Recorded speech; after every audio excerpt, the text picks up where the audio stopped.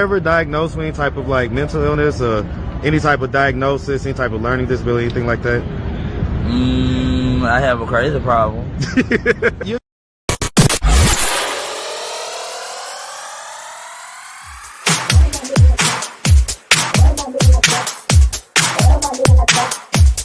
You are very open-minded about a lot.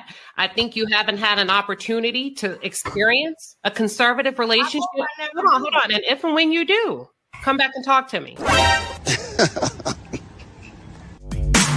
Yeah.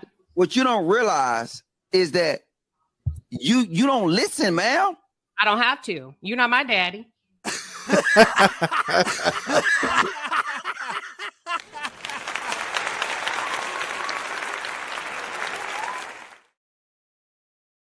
Oh, baby. Llama, red pajama, Reese's story, Reese's mama kisses baby her, llama, go downstairs, llama, red pajama, feels alone without his mama, baby llama wants a drink, mama's at the kitchen sink, llama, red pajama, call down to his llama.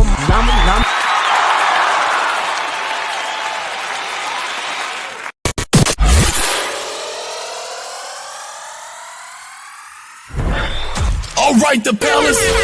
It's time for I Said What I Said Saturdays, right here on Queen Sheba. All right, the palace. Let's go. Damn. See, y'all, I've been messing with Glorilla. Red pajama, Reese's story, mama kisses baby her, llama, go downstairs, llama, red pajama, feels alone without his mama, baby llama wants.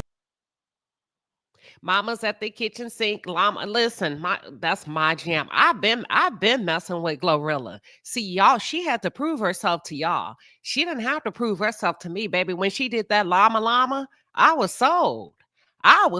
Baby. See, she had to do all that. I ain't never gave no fell out with them hoes. We ain't never. She had to do all that for y'all. She ain't have to do that for me. I've been a believer. Never did.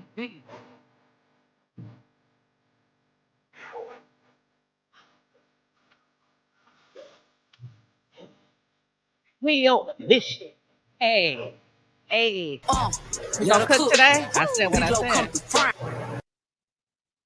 Hey, we cooking today? What we doing? Palace, welcome y'all. Happy Saturday. Welcome to Saturday. I said what I said. If you are new here, honey, you are in for a treat because we never know what's gonna come out of somebody's mouth. Listen, this is your day. This is your day to have it your way, baby. On Saturday morning, I said what I said. You can say whatever the hell you want to say because it ain't personal on Saturdays. It could be about your mama, your daddy, a TV show. Hell, it could be about me. As long as there's two rules. The first rule is you don't take it personal should your name come up in somebody's mouth.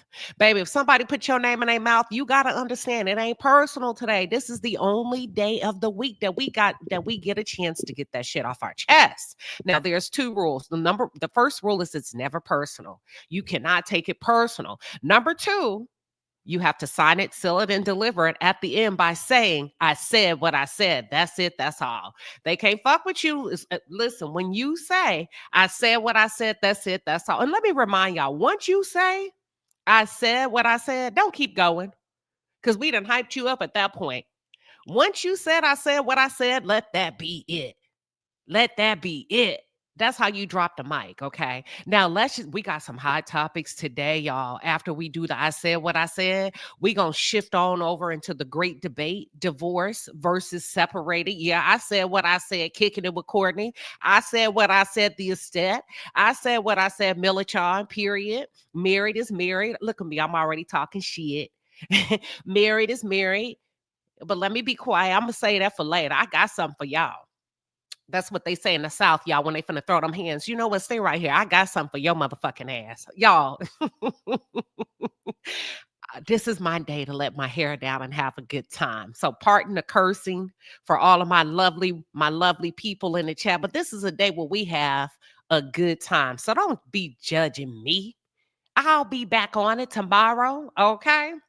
But in the South, when they get ready to fight, they say, you know what, stay right here. I got something for your motherfucking ass. So I got something for them people that likes to date. while they're married. Okay. I got something for y'all. That's number one. Number two, y'all, we gonna talk about Destiny. You know what, girl? You a hot ass mess. Girl, you ain't a friend of nobody. I'm getting ahead of myself and I said what I said. We also gonna talk about that leather looking ass pastor in Virginia that shamed that girl. Now you wrong for that, sir. Somebody, you know what? Let me not. And I said what I said. We're gonna talk about that today. What else we gonna talk about? We got one more thing I wanted to talk about. Hold on. But I'm gonna get the party started. What I said. I ain't gonna linger. It's a beautiful Saturday. Maybe some of y'all don't need to get things off your chest. Maybe it's just me.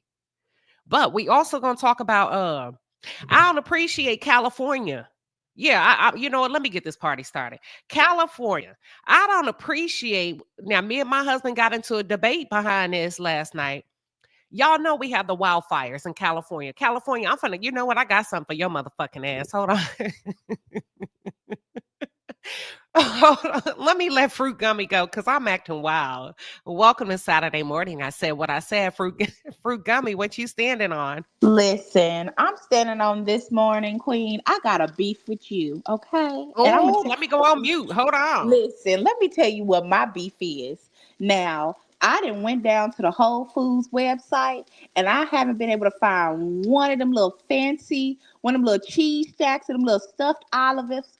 I'm over here trying to make Mama Fruit Gummy, one of these little chittery boards. So I'm trying to figure out what's going on with the Whole Foods, Queen. I'm coming for your dough. You customer service. Yeah, I said what I said. First of all, I can't rebuttal. Okay, you know what? I'm about to break the rules, baby. I got something for your motherfucking ass. Hold on. I'm just kidding. I said now I've been looking high and low. Damn, I can't rebuttal. Well, thank you. I'm gonna have to take it like a champ. Well, you know what, Queen?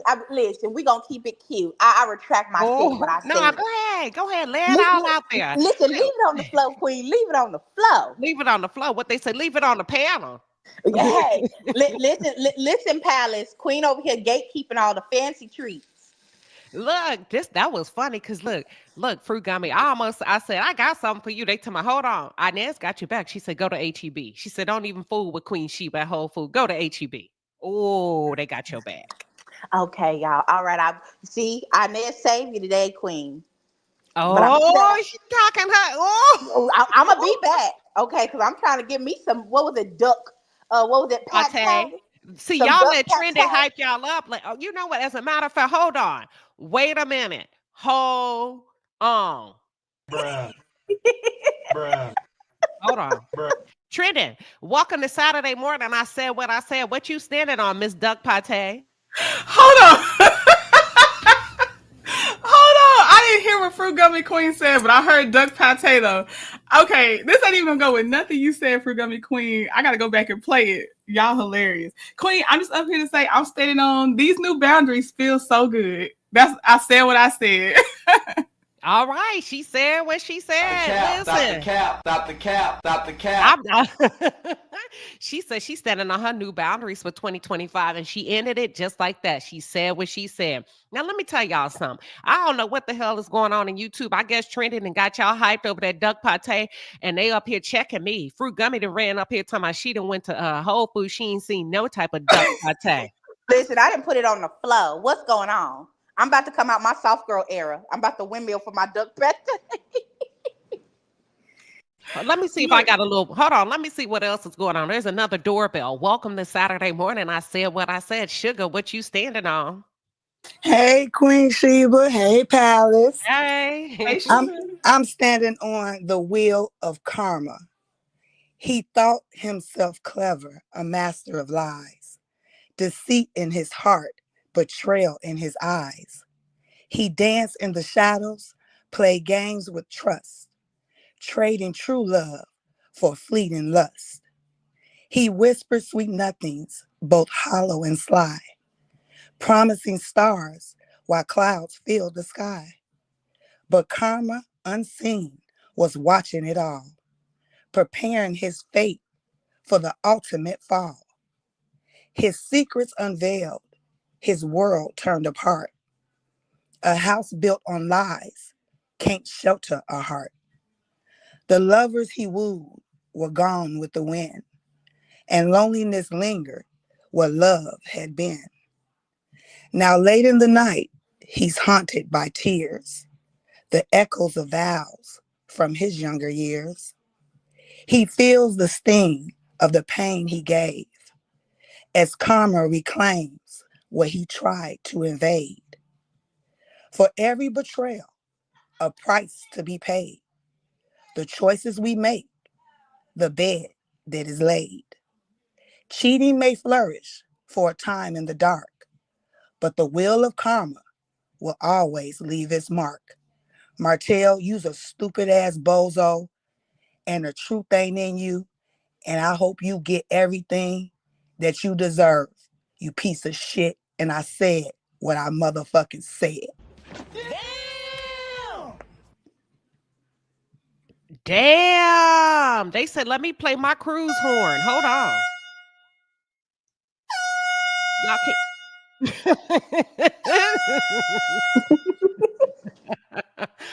And she said what she said. Boom, Martel. Oh, listen. That's a hard act to follow, but we got another one. Discerning Goddess. Sugar just laid it down. Welcome to Saturday morning. I said what I said. What you standing on? Yes, ma'am. I don't know if I can get that, but I'm gonna try to do what I do. Hey, everyone in the palace, Queen Sheba, and ladies. We've been saying for a long time, asking the question, why is Martell still there? Why won't On let him go? Why Carlos or CK still got him around? But here's my thing. I had a download, and this is on me, not Queen Sheba or her platform. It's coming directly from me. It in the words of Queen Sheba, I have a sneaky suspicion and a strong feeling that because we know Martell is not smart enough to do many things. However, he got the idea to get a recording of his then wife that came from a producer, particularly most likely came from CK. And the reason why he can't be fired today is because we know right now at this very moment, Martell is walking around with a gasoline can in one hand and a lit match in the other. And if he was to tell, if CK was to fire him or terminate him or support it, Martell will destroy everything and tell everybody where he got that idea from. I said what I said. I don't care. I don't care. I said what I said. I meant what I said. She said what she said. She look, they are on fire today, baby. They are locked and loaded. And while the next guest gets ready to come up, let me tell you something. California, the state of California, I got something for your motherfucking ass. Listen, y'all, that's what we say in the South when we finna fight. But look, I got something for you, California. I know the wildfires are there, and I know you. Listen, y'all can't be that short of water. But the point I'm trying to make, and I got a bone to pick with the state of California. They are ushering in over 800 firefighters from prison and paying them $10.24 a day. You ought to be ashamed of yourself. Now, I know some people feel like, well, they're prisoners. Okay, we're talking billionaires and millionaires. You got the fucking money, pay them. And I said what the fuck I said. Period, point blank. I said what I said. You ought to be ashamed of yourself, California, only giving them $10 a day. Modern day slavery. Period. Modern day slavery. $10 a day. And I see you kicking it with Courtney. You got to come. Your device won't connect. Keep trying. $10.24 a day. Listen. Some people feel like, well, they're prisoners anyway. I said, hell, you could sell a cigarette and you could sell a cigarette in prison and get more than $10, depending on how bad they want it. $10 a day, not even $10 an hour. And I said what the hell I said, period, point blank. But look, I got another bone to pick. Now look, I got a bone to pick with my neighbor. Girl, let me tell you something. You knew what you was doing last night when you called me. Okay. There's a certain time. Listen, I'm finna go off on her. I got something for her motherfucking ass. Hold on. I got something for her. So my phone rang. And I should have never called her ass back because it was kind of late. And I see you. So I called her back and it was loud and you could tell she was out. And she said, girl, where you at? Are you coming? And I said, coming where? And she said where they was. I said, I don't think I was invited. She said, girl, it's in the group chat. I said, I'm not a part of the group chat. She said, oh, okay. All right. Bye. Bitch, you knew what you was doing. You was trying to dangle in my face hole that I wasn't invited. God. I didn't want to go to fucking Whiskey River anyway. And I said what the fuck I said. Whiskey River. I will pray for you, but if you get on my nerve, I will cuss you smooth out. My mouth ain't under control yet, and I can throw these hands. And let me tell you something, if I get my hands on you, I promise you, you gonna know you've been in a fight. But I'm trying not to go there because I'm in transition. Girl, you knew what the fuck you was doing. I don't hang out on no fucking Whiskey River, so you can have it, honey. I used to, baby, I've graduated from Whiskey River. You just found out about Whiskey River. The fuck? Anyway, welcome to Saturday morning. I said what I said. Oh my God. Oh my gosh. Yeah. She knew what she was doing, letting me know I ain't in the group chat. I don't want to be in your fucking group chat, but okay. Go ahead. Somebody came off mute. That wasn't your neighbor. That was Kimmy. I knew let me tell you why I know she knew she was doing, because we got the same birthday, 10/28. Yeah. I felt that Scorpio sting. You trying to let me know something. But anywho, I'm still not speaking when I see you at the bus stop picking up your little boy when I'm walking by. Anywho, kicking it with Courtney. Welcome to Saturday morning. I said what I said. What you standing on? I've been trying to get up here for a minute, but my device would not connect. My computer would not connect. However, I'm standing on Queen. I need you to retire that cruise horn. It makes my eye twitch. My fingers get to, going. I start having flashbacks. I start a little sweating, So I'm standing on retire that cruise horn, at least for 2 weeks. Give me 2 weeks. Give me 2 weeks not to have flashbacks. Oh. And I said what I said. Okay. She said what she said. There you go. Oh my God. She is on one. I knew she was gonna do that. I don't give a damn. That's my cruise horn. Listen, why I have to break up a fight the other day on my panel with that cruise horn? Baby, that was funny. I see we don't have no respect for the panelists. I see what's going on. Listen. We love you, Court. Court got into a little tumble in the rumble, y'all, kicking it with Courtney. Her and I can't remember the other lady's name, and I had to bring out that damn cruise horn. Do you know they still was fighting over that cruise? They kept fighting. No, I wasn't. I heard the horn and I paused. I paused before. Don't. Let's tell the story right. So look, when y'all get the there curse was one aggressor. There was one aggressor. There was one aggressor, and then there was me. Oh, baby. Oh, it was Get a Clue. Look at two Latrice, remember name? To be honest. Y'all missed that little tumble. It was cute. Baby, I have to bring, the only time I bring out that cruise horn is when the girls start fighting. The girls was fighting on the panel, baby. It was cute. It was fun, y'all. It was all, and everybody was respectful. They went to their respective corners. But listen, Horton say, she got you, Court. Y'all, are y'all ready to I know it. Oh, wait a minute. We got another one. The doorbell. Welcome to Saturday morning. I said what I said. Unnatty, what you standing on? Yes. Good morning. I'm standing on when you pick a snake up and take it home and feed it, you know it's a snake.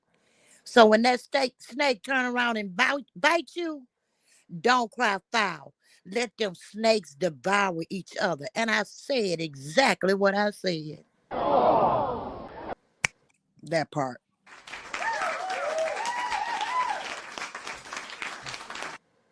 When you pick a snake up, don't be surprised if you get bit, baby. And she's standing on business. Well, listen, we're about to auger, like they say. You wants to auger. I'm in the mood to auger today. I'm gonna play. We can tell. Right, Trenda. Yeah, I'm On feeling 10. good. All right. Now look, there's a great debate. Are y'all ready to shift? I just dropped the link in case somebody else need to get something off their chest before we shift. It ain't Let's go. Go ahead.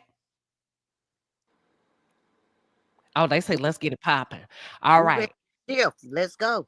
Okay, let's go. Let me drop my everybody check your camera if you don't want to be on camera. I'm gonna drop my overlay. Now we've been debating. I'm gonna play 2 videos. Thank you, Jesus. See how God look out for me? Baby, I got proof, but I'm gonna save it. I got some hold on. We've been debating on queening in the city, y'all. This debate has not stopped. Divorce versus separated. Is it cheating if you are married, legally married, and you dating? Yes. You be doing, hold on. Should you be doing that while you are married? I don't give a damn if you are separate. Should you wait until you're divorced? Don't answer that yet, panel. Let me play the clip. Let me play the clips. Give me 1 second. Here we go. Let me know when y'all can see it. Just come off real quick and let me know when y'all can see it. And then we're going to get this party started, baby. I can see it. We can see it. All right. Let me go into a different mode. Give me 1 second, y'all. It's going to block y'all out, but that's okay. Y'all are still here with me. Okay. Y'all can see it. Here we go. I'm going to hit play. I got to get these comments off my screen. All right.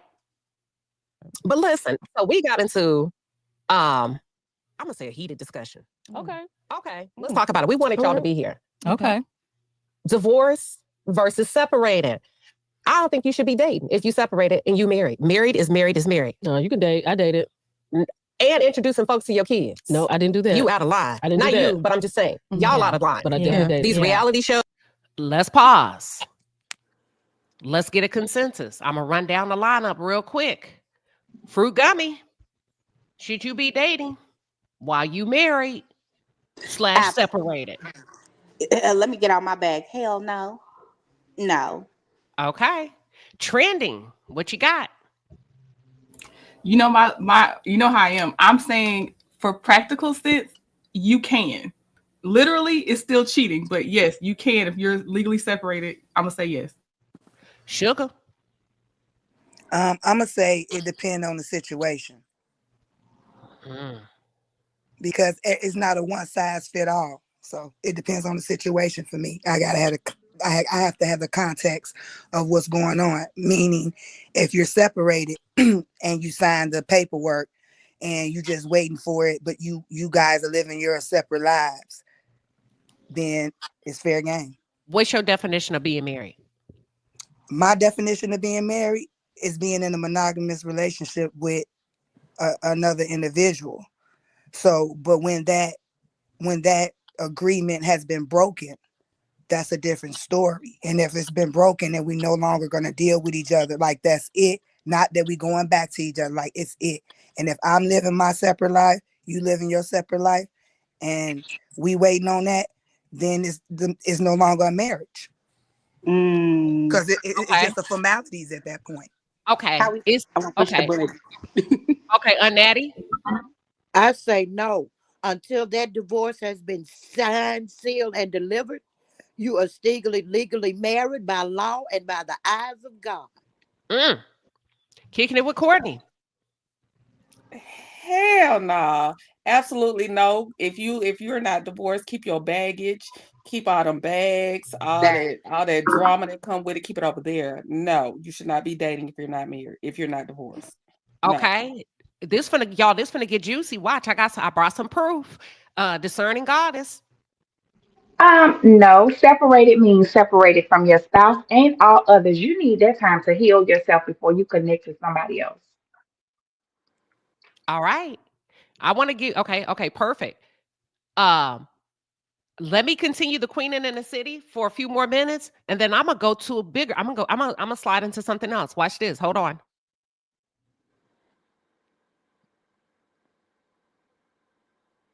shows, these people bring. What are y'all's thoughts before we get too deep? Wait a minute. Before you get to talk about the reality shows, let me say this. You cannot go with the reality show. You got people on here with wives and husbands and boyfriends. That's not what we are doing. When I got ready to go, I was ready to go. So I knew I wasn't coming back and I knew I was going to move on. I took a break about 6 months. And I was like, you know what? I want to go to dinner with somebody. So I went to.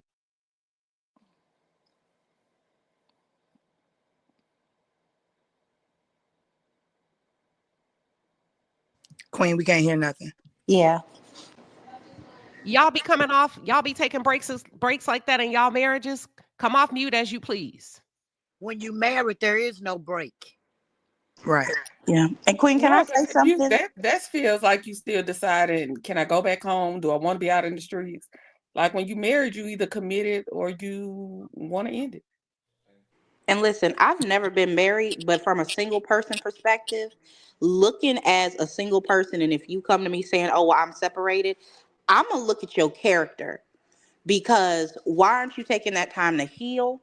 And then if you are, to me, how it would read as a single person, if you're that flippant in whatever the commitment was, whether it was good or bad, that there's still not a little part of you that's like, you know what, let me just completely break, take time to heal. I'm already going to, look at you sideways. My thing is, if you're married, I agree, married is married. And whether you're separated or not, I do agree that it's cheating. But I also look at it, you don't understand the dynamic. You got some men that play games that you can be separated, but they just holding things up. Y'all living y'all separate lives. So you're supposed to put, and say if it's been a year or it's been a year and a half, and you still messing with the semantics. So you're supposed to hold your life up because because this person playing games and you're trying to wait for the final. Yeah. Yes. Because you're not about to be So you gonna bring somebody into that situation Thank and you got this bozo on your hands. I'm not and saying he it's right playing or wrong. games. I'm saying that they have a right to move on with their life. I'm saying so what do we question? No, Because ma'am. my thing is, No, ma'am. why don't we question the people that date the people that are separated? I would never date nobody that's in a separation regardless what's going on. That's what I'm saying. So why is women or men dating people that are in a separation? Okay. Because they single and looking for a mate. It's the person that's married that took the vows to not do that. The person that's single really don't owe nobody nothing for real. And if the bozo is holding up the process, what's wrong with you going down there and getting the process started? Don't tell me because if he won't sign, all you got to do is run it 3 times in the local newspaper, and they hide it. And if he don't respond, you can automatically get that divorce. Done. Okay. That part. Watch this. Let's continue. Wait. Before you continue, Queen, can I add something? Go ahead. Jump in. Yeah, go ahead. I just want to say that sounds like an ideal world, though. Like some of these people, which we have seen literally drag it forever, and it is clear the person wants out of the marriage. So that's why I just don't. It's not even like they're not healed anymore. Like so, it isn't a one size fits all, like Sugar said. But I'm like, we're discounting the people that actually are trying and struggling to get out of the marriage, and the other person's dragging it along. We do not care. I can get where y'all coming from. Not you. We do not care. I can get like where they're coming from, but I think we start to move the goalposts when we start doing like all these different scenarios. Most of the time, people hadn't even filed paperwork or not even trying to get out of marriages before they start dating and dealing with somebody else. Or they're not even letting it go into finalization. It's not even the logistics. It's just letting the judge finalize the marriage.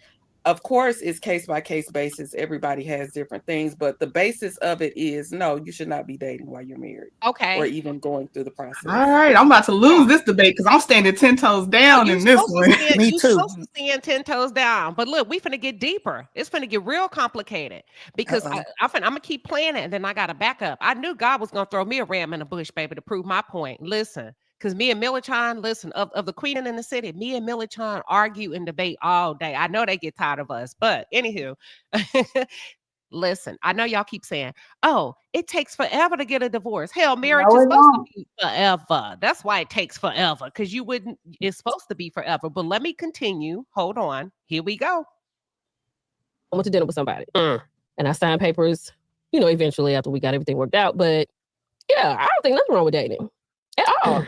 He dated. I agree. As long as it's a mutual understanding that this is a done deal and we're just waiting for the ink to dry on the paper. That's right. Because I also was dating my husband as I was getting divorced from my last husband. Yeah. So that's how the current situation I'm in was like that too. I am. But if you have not gone through that, it blurs lines. Thank you, Courtney. Come on. Have you let her cook? Okay, go ahead. Let her cook. I think it blurs lines because especially, if we're talking about from a media standpoint and what we've been seeing in the media, it seems like a lot of these people are having issues with the fact that they have moved on. They're stating they moved on in their lives. And why is it so hard to move on with the process? Why is the process so held up? And it causes so much friction. So I am of the belief that I just prefer a clean cut, clean break divorce. There's nobody that can hold anything over your head. I'm not a grass growing under my feet kind of girl. So you don't want to delay gratification. You want what you want when you want. I have my own pauses. You know what I'm saying? Okay, give me an example. No, when y'all, we rough and tough with each other. Y'all have to understand, we like sisters. We stay the night with it. Like we are so we can, Courtney, are we not like that with each other? Give me an example. Okay, all the time. It gets rough.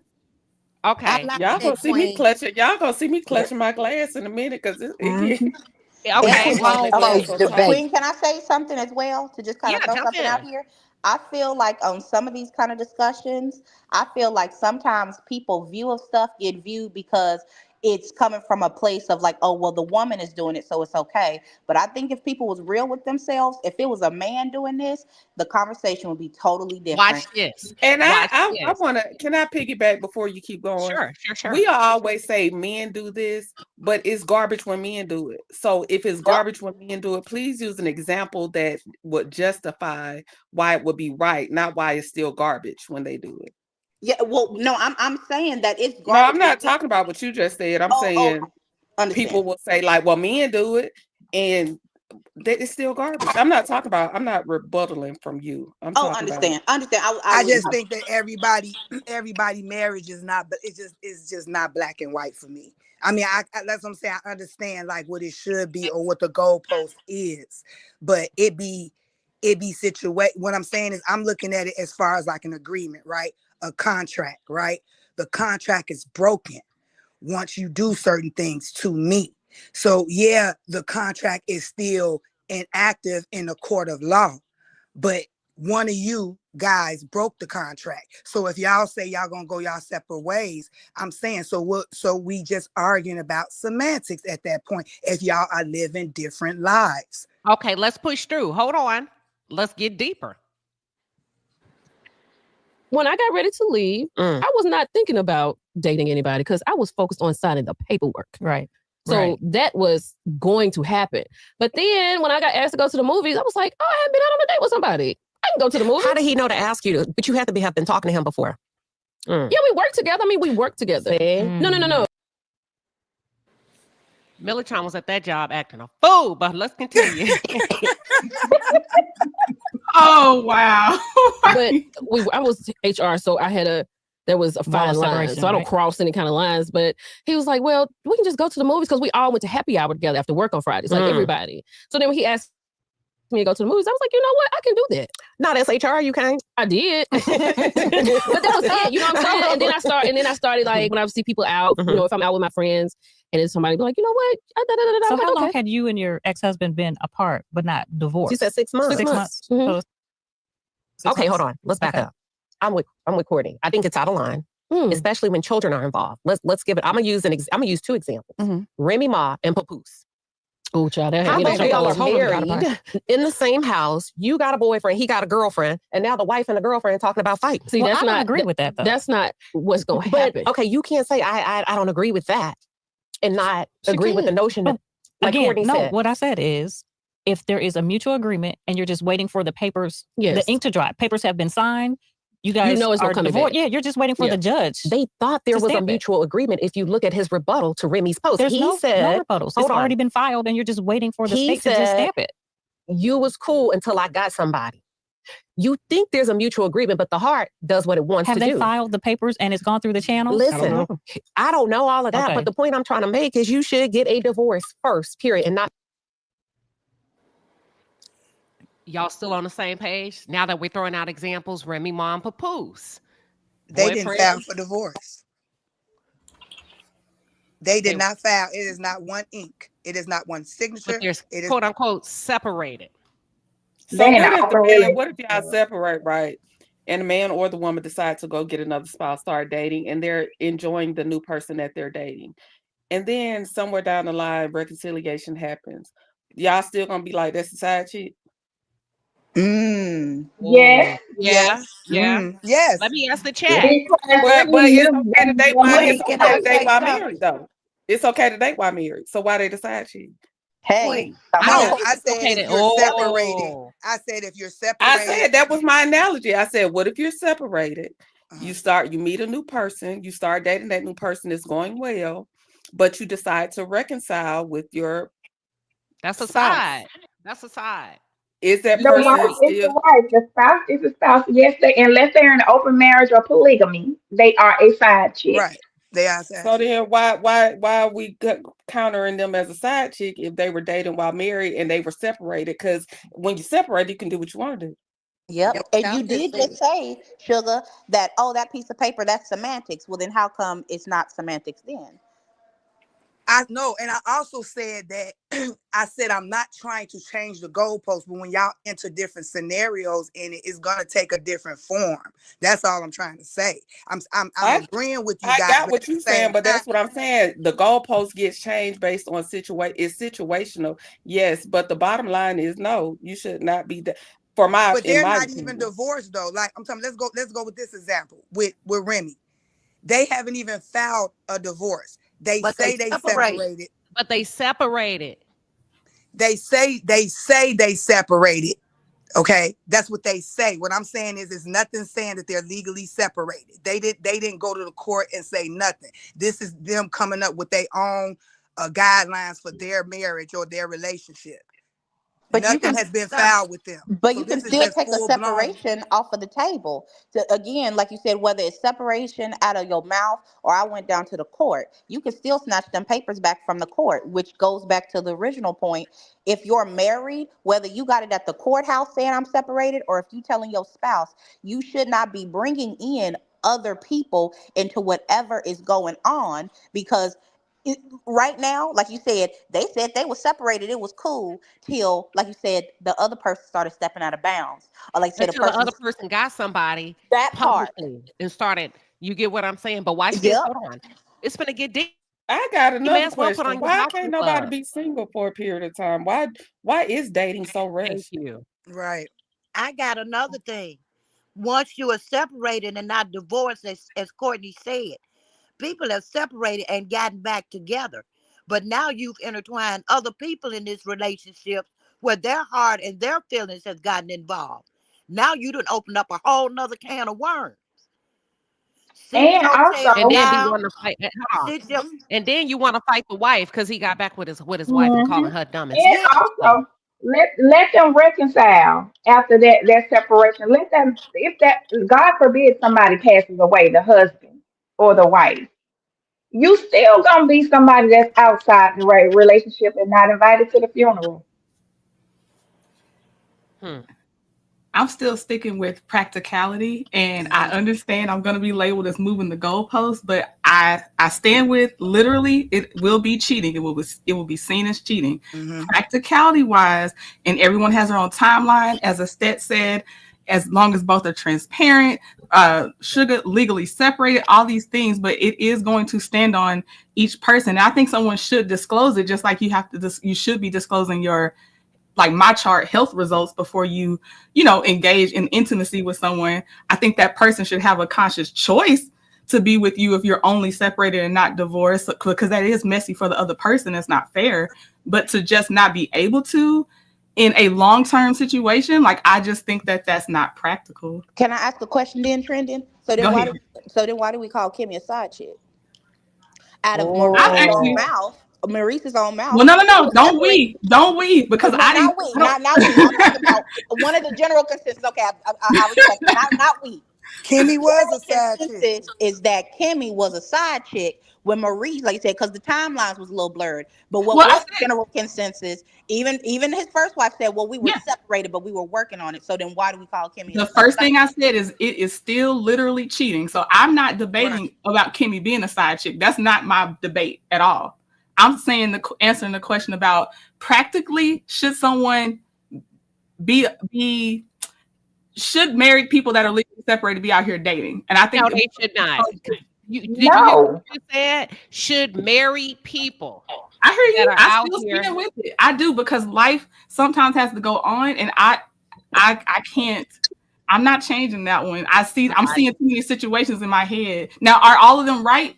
No, but that's still subjective to me too, in my opinion. But date yourself. Take yourself on some dates. You can, but how many? Okay, but that's what I'm saying. That's where timelines come in. What if you're dating yourself for? I don't know how long. I don't know. A whole year. I've been dating myself for so long, but that's what I'm saying. And that's wonderful. I think that's great. But I don't. I've dated myself a long time. Yes, therapy, healthy, do it, date yourself. I don't disagree with any of that. I'm with Gloria. Finish one apple before you bite another one. But hold on, y'all. It's gonna get deeper. Y'all may as well get ready to auger. Let's continue this, and I'm gonna bring up the other thing. So far, excellent conversation. Excellent. Wait a minute, Trendy. I love the energy. Girl, do you know how long you can be in Courtney? Go ahead, Courtney. I just say I love the energy from Trending. I love it. Thank you. I come out every now and again. Pop out, girl. Pop out. Trendy. Come out more. How can you enjoy one chapter of a book if you've not finished the chapter before that? Well, I'm gonna tell you, as a book reader, I got 3 books open right now, so that's not a good example for me. I didn't say finish one book. I say finish one chapter, because if you start a chapter and don't finish that, and then you go on to the next chapter, you done missed a lot in the first chapter. I hear you, but what if that book is holding you hostage and it's not about reading that book anymore? Okay, Ned, you should have thought about that. Okay, hold on. Okay. Hold on, y'all. Hold on. The divorce. Do you know how long people can wrap you up? 4 years. I'm not waiting. You should have thought about that before you said I do. I waited 6 months. But most people get married not thinking that they're going to get a divorce. And then my ex-husband got married shortly. I think it blurs the lines. Thank you. I think it blurs the lines because even you may be at a certain point in that divorce and your spouse may not be. And so it causes friction. It can cause drama in your new situation. They could be bringing that old baggage that you're until when the ink dries and that baggage goes on, they can't listen. I've already ended this situation. We're done. I'm not a person that dates like that. Well, let me ask you this. Yeah. Is it a selfish move? I think it's very selfish of you to still be married legally. I don't care what your intention is, what you plan on doing. The fact is you're still married. And you know what? I'm done, but I want a little bit of this and a little bit of that. Is it selfish? That's not what it is. I don't think it's selfish. Why you say yes and then you say no? Because from me and my situation, my needs weren't being met by my ex-husband. He had already gone on, and we already had that conversation the last episode with Mr. Such and Such. I had to hire a private investigator to even go find him for me to even get the divorce. So if he's moved on and every address that we found on him was at some other woman's house, what am I waiting on? Okay, we're going to come back to that. Yeah. I want to come back to that. Some other woman's house. Check this out. I'm going to show you how I afforded this car. Y'all. Give me 1 second. Sorry about the ad. My apologies. I didn't know that was coming. Okay, you ready? Get your ad revenue. And then we're going to let the last part play. Women. What did we say last time? Tisha, Kim, Janae. I know, honey. What you gonna want? Yeah, so you don't think it's selfish? I don't think it's selfish if you're not happy. I think your happiness is something that you are in total control of. And if you're not happy and you've done everything you need to do, if you're going to counseling, you tried to talk, you've done the homework, and it's still like not listening because they feel like they know more than you, I feel like, no, because why would I stay here in a situation where I'm never going to be heard? I'm a mother. I have a daughter to raise, and I don't want her to think that this is okay. That was my thought process. Okay. So I was like, I'm out. And I wasn't out because it was somebody else. I wasn't out because I wanted to do something. I was literally out for my peace of mind. Let me ask you this. A lot of men feel the same way. I'm not happy. I've checked out. And I'm going to cheat on you. What makes your situation, or people that are quote unquote going to get a divorce, what makes it different? It's not cheating. It is cheating. You're still married. It's not cheating. Well, what is it? Mm-hmm. And like I said, that's why you can't say, well, oh, it's just semantics. We in this discussion, sometimes when it comes to women doing it, we start to talk about the gray area. But when it's men, it's black and white. No, this is black or white. You're married or you're not. You're married or you're not. Okay, Fruit Gummy, let me jump in real quick because And see, then when we Angelique talk and about the DG, y'all got to get semantics, in, okay? let me Go just say ahead. the semantics. When we're talking about the semantics, what if it does matter? Because what if it's a situation that we don't want to talk about? And I'm finna say it. What if it's about abuse? What if abuse is involved? And it's involved a lot of times that we don't want to talk about. Okay, And then hold they on, want to sugar. hold it I up. If was it's in abuse, a then DV you really situation. shouldn't I be didn't date till dating. my divorce was final. Yeah, you really shouldn't be dating. You need to If Right, it's because I heal. needed abuse, to focus on me. No, I'm saying, so you know where I'm getting caught up at is because you saying it from your point of view, and I understand and I respect that. no, So that's what what I'm Militon said too. Go ahead. okay. And see, Militon has a different experience. What I'm saying is if we throw abuse in there, where you can't like you caught up in something where you trying to get the divorce, but maybe it's not happening, but he No, off we're not doing talking about that. We're talking about dating. Why would you be dating if you're coming off fresh off of abuse? We're talking about dating. And I get what you're saying. So what you're saying, there's a different realm of separation. Some people separate because they're being abused. But the question is still on the table. Should you be dating while married, quote unquote, separated? Sugar. No. No. Oh, let Sugar go. Yeah, I'm just gonna stand on what I'm standing. It depends on the situation. That's all I gotta say. It depends. Okay, It hold just on. Let me let The Angelique and goalposts be DG moving. it's get still in. It's not cheating. a. It's still The selfish. goalposts be moving. But Here's the Right. thing: if you have the time, if you have the time to date when you're married while separated, if you have the money to date while you're married and separated, you have the time and the money to get a divorce and then date all you want. Thank you. Okay, DG and Angelique, y'all gonna have to jump in. This Okay. studio is blowing up. Hey y'all. Um, Hi, I'm ladies. looking Good at it afternoon. from a different standpoint.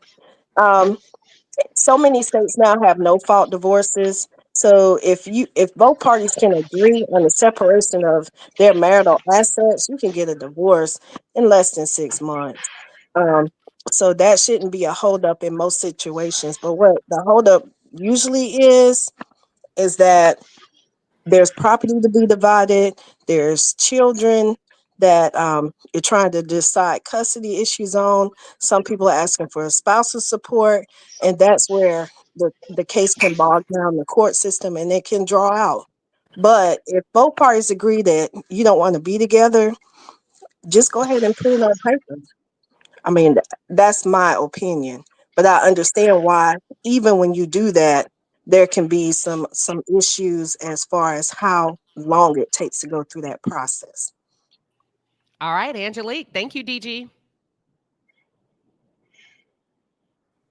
Angelique, I'm gonna give her a few seconds. If not, I'm going to butterfly. Okay, Angelique's still on mute. We'll come back to Angelique. Okay, there she go. There she go. Okay, ladies, good afternoon. I hope everybody's having a great Saturday. I agree. I understand that there's different situations for different people. With that being said, we're talking about should you be dating while you are still married, correct? So is what we're talking about. I feel like things should be done in DC and in dealing with divorce, not one thing at a time. You get a not, you know,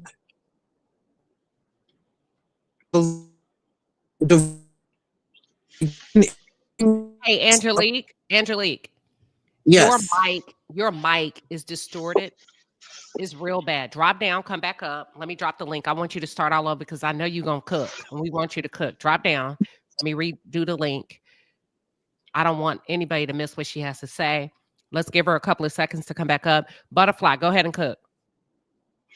I think it depends on everybody's marriage is different. I was with my ex-husband for 21 years. He was a narcissist and he was an abusive bastard, physically and emotionally. And it took me 5 years to escape him and another 2 years to divorce him. And that last 2.5 years away from him, yes, I dated other people. And no, we were not legally divorced, but we were separated. So I just think it just depends on the person's situation. Men will wake up one day and be like, I'm not happy with my wife. I'm going to go screw the woman next door. And in his mind, they're separated for the moment because he's been away from her for an hour. But for most women, when they decide to leave, it takes them 1.5 years before they actually pull the trigger to leave. And if you add somebody that is physically or mentally abusive, it takes even longer than that. Like I said, I made my mind up 5 years before I was physically and mentally able to leave my ex-husband.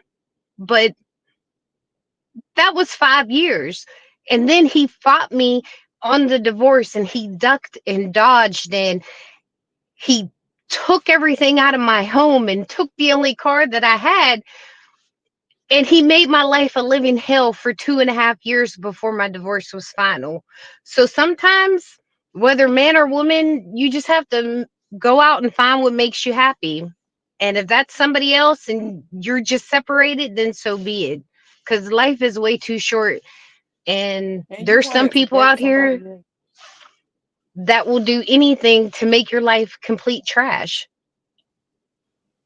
Thank you. I didn't hear what you asked. It sounded like Miss Courtney asked the question. Yeah, Go ahead, Court. I get what you're saying. I agree with your situation. But you wanted to date somebody else with all of that going on with your ex-husband? Oh no. After I left him, like I said, I had my mind made up the last 5 years of my marriage. I filed the paperwork when me and my sons finally got him out of our home.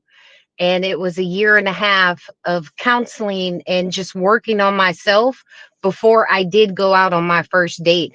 But legally, we weren't divorced. Every time he got served, he didn't show up.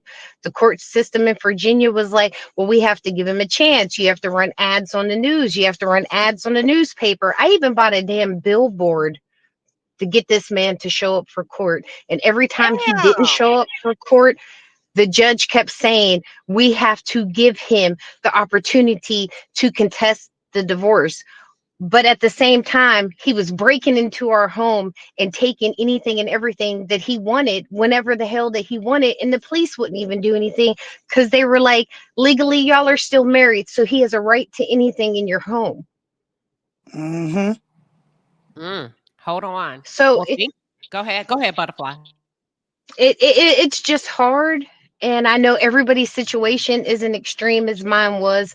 And I did do the work before I started dating. But I know a lot of women that want to leave their husbands and have left their husbands, but they had their mind made up years before they actually walked away. It's like sometimes you just want to give that person a chance to do right and they don't do right. And some people are just afraid to leave. And there's men that way too, because a lot of men will walk out the door and never come back, but they won't ever bother to file that paperwork. Most divorces are initiated by women, unless it's a man with a substantial amount of money. Most divorces, especially in our community, are initiated by the woman. Thank you, Butterfly, for expressing your experience, because I have 2 friends that situation is similar to that. That's why I just believe it's just not black and white. It's No, not. I mean, most situations don't. Let's be real. Most situations aren't the same as that one or as extreme. We're talking dating. I'm not talking about that. Okay, what you talking about? Yeah, I mean, I'm not talking about somebody if you putting out billboards and it's been 5 years and they still breaking in your stuff. I'm not talking about that. I'm saying, y'all know what we talking about here now. Let's keep 100. We talking about regular Regular degular, I'm married. Regular non-crazy mofos. Okay, Yeah, Courtney. we talking about regular degular now. Y'all about to start moving, really moving the goalposts, and I'm sorry for this spirit, but I came from DB, so I understand it. But I ain't talking. We ain't talking about that. Wait. So is the condition now amicable divorce? Courtney, they gonna do anything to win this argument, ain't they? Because I'm over here like, damn. No. Okay, is the condition? I love you, Miss Courtney. I love you too. Courtney want to put it in a box. It's cool. Yeah, so is the parameter amicable divorce in a reasonable time, and that's where we're on? Because then, of course, answers change. If we're staying in those boundaries, then that's a shorter amount of time. So the example we had on here was Papoose and Remy. They hadn't even filed, but they're both in active relationships. We have people like on this TV show that we're watching that are still actively in their marriages, but have people on the side, and then we call them side chicks, but they had a brief separation maybe, and they started, whatever. I'm talking about situations now. Each person, of course, if we get into the nitty gritty of every single person's each individual, it will be circumstantial. But on the bigger scale, on the bigger front, my beliefs are no. You should not be dating. I'm not talking about if you got some psycho that's avoiding it because he want to terrorize you. I'm talking about if you are in a marriage and you all have decided to separate, let the ink dry. And that's where I am.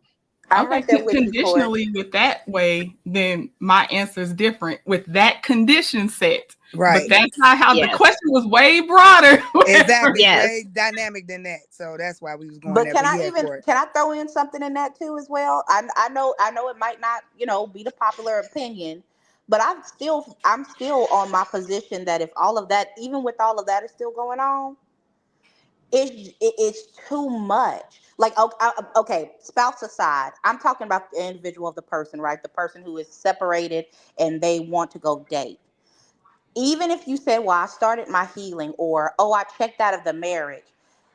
Are we as people saying that someone could be so disconnected from all of the things that's going on that I can just move to the next? There's going to be some inkling of attachment. Not saying you want them, but I'm saying the emotional and mental distress that can come from dealing with that situation.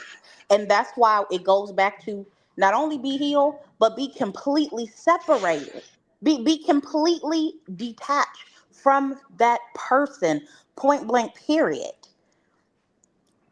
I know that's right, Fruit Gummy, because if you got that much baggage, like you got somebody crazy or you have finance. I don't even date people when my finances are not right because I don't feel like I'm my best self. Say that for the people in the back, Courtney. That I normally have when I'm dating. So people just be dating because why are you dating people and you have all this baggage? What's the goal then? Because if that's the case, it don't sound like you dating to find a mate. You dating to try to heal something in you that only you need to be healing in you. Exactly. Or you have made it a long way. You're in therapy. You are well-rounded, and you have, if we're getting outside that parameter again, someone that's unwilling to divorce you, but and then you again disclose it to the person that you may end up dating because they need a choice too. So that is complex. It still goes back to being complex because that person may be healed, and the paper is still sitting there with the unwilling party or something like. I just don't think that excuses are monuments of nothingness built on bridges to nowhere. Anyone who uses these tools of incompetence are masters of nothingness. Let me clarify my statement. Okay, you know when what? I said that I don't date when I don't date when my money is not right, I didn't mean that I pay for anything. I don't pay for anything for a man. Hold on. I mean.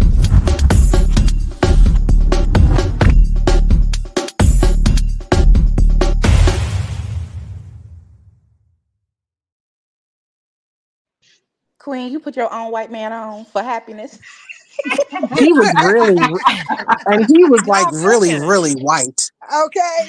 Listen, y'all are cooking, like cooking. I gotta let Angelique get in here. Courtney, I'm gonna come back to you. Angelique. Ladies, good afternoon. I hope you guys are having a great Saturday. For those of you who are in the snow, I hope that you're nice, warm, and toasty and stay safe if you have to go outside. I just want to ask a question. Do you consider yourself a free woman? Okay? Because to me, when you are free to go and explore things, explore people, places, and things, and not have to worry about your past being in your present. I understand that everybody's situation is different.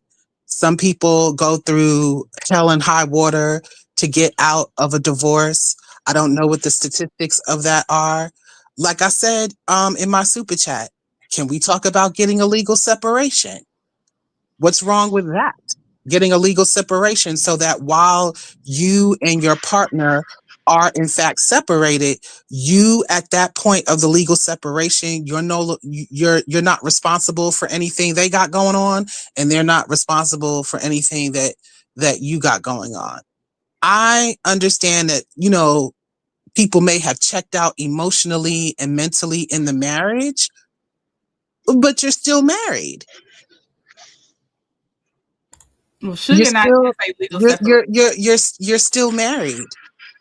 And personally, I feel that before you jump into dating, because most of the time it doesn't take all of that to get divorced. Really, with divorces, what I'm finding with my friends is it's the financial aspect, which is why it's important, ladies, for you to get a prenup, regardless of whether you're a millionaire or not.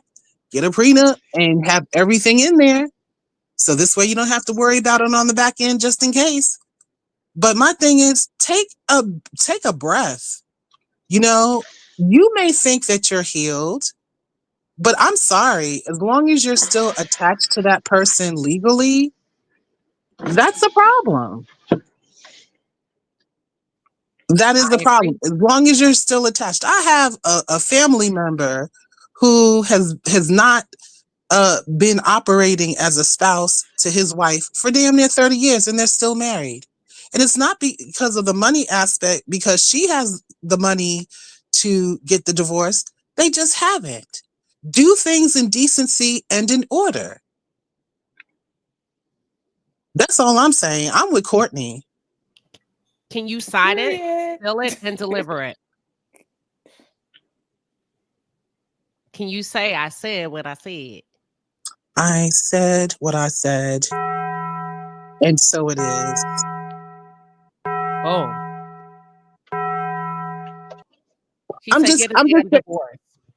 I'm just saying that before you jump in, I feel that if you are still married and you're dating, and then that's another thing is, we're talking about how Papoose and Remy, both of them have, relationships going on, and and they have not started divorce proceedings. They're still, married or whatever. Like, I'm one of those people. I'm never going to give you any reason to say anything about me. I'm never going to try to put myself in a position where you could come at me, with anything. So my thing is, if the marriage is irretrievably broken, and you have the wherewithal to get the divorce, get the damn divorce so you can go on with your life and date who you want to date. Because even though she was, messing with someone, do you see how easily she came back at him about dating somebody? Boom. Because she took her rightful place as a wife. You can have a pew pew in your hand, but you can't do nothing to me with it if you don't have the slugs. Because she took her rightful place as a wife. That's why she came back. As long as you are still married, that person can always take their rightful place. Exactly. And look, y'all, I feel like my StreamYard is about to crash. It is crazy with so many people trying to get in here. I'm gonna drop down. I just wanted to say hi and put my 2 cents in. You ladies have a fabulous weekend. Queen, I'll drop down. I just want to. No. Just wait. Everybody calm down. Let's let Militon. We got enough room now. We good. Let's let Militon get up here. Because she don't appreciate us using her as an example. Come on, Millie. Militon, you still in here? We got spots. That's it. My what is it called? StreamYard. It keeps. Can I clarify my statement? Because I'm about to drop too. No, you good. Let me. My phone keep ringing. Okay, let me continue the video, y'all. Oh, she here too. Say hi, Militon. She came up fast. Hello, everyone.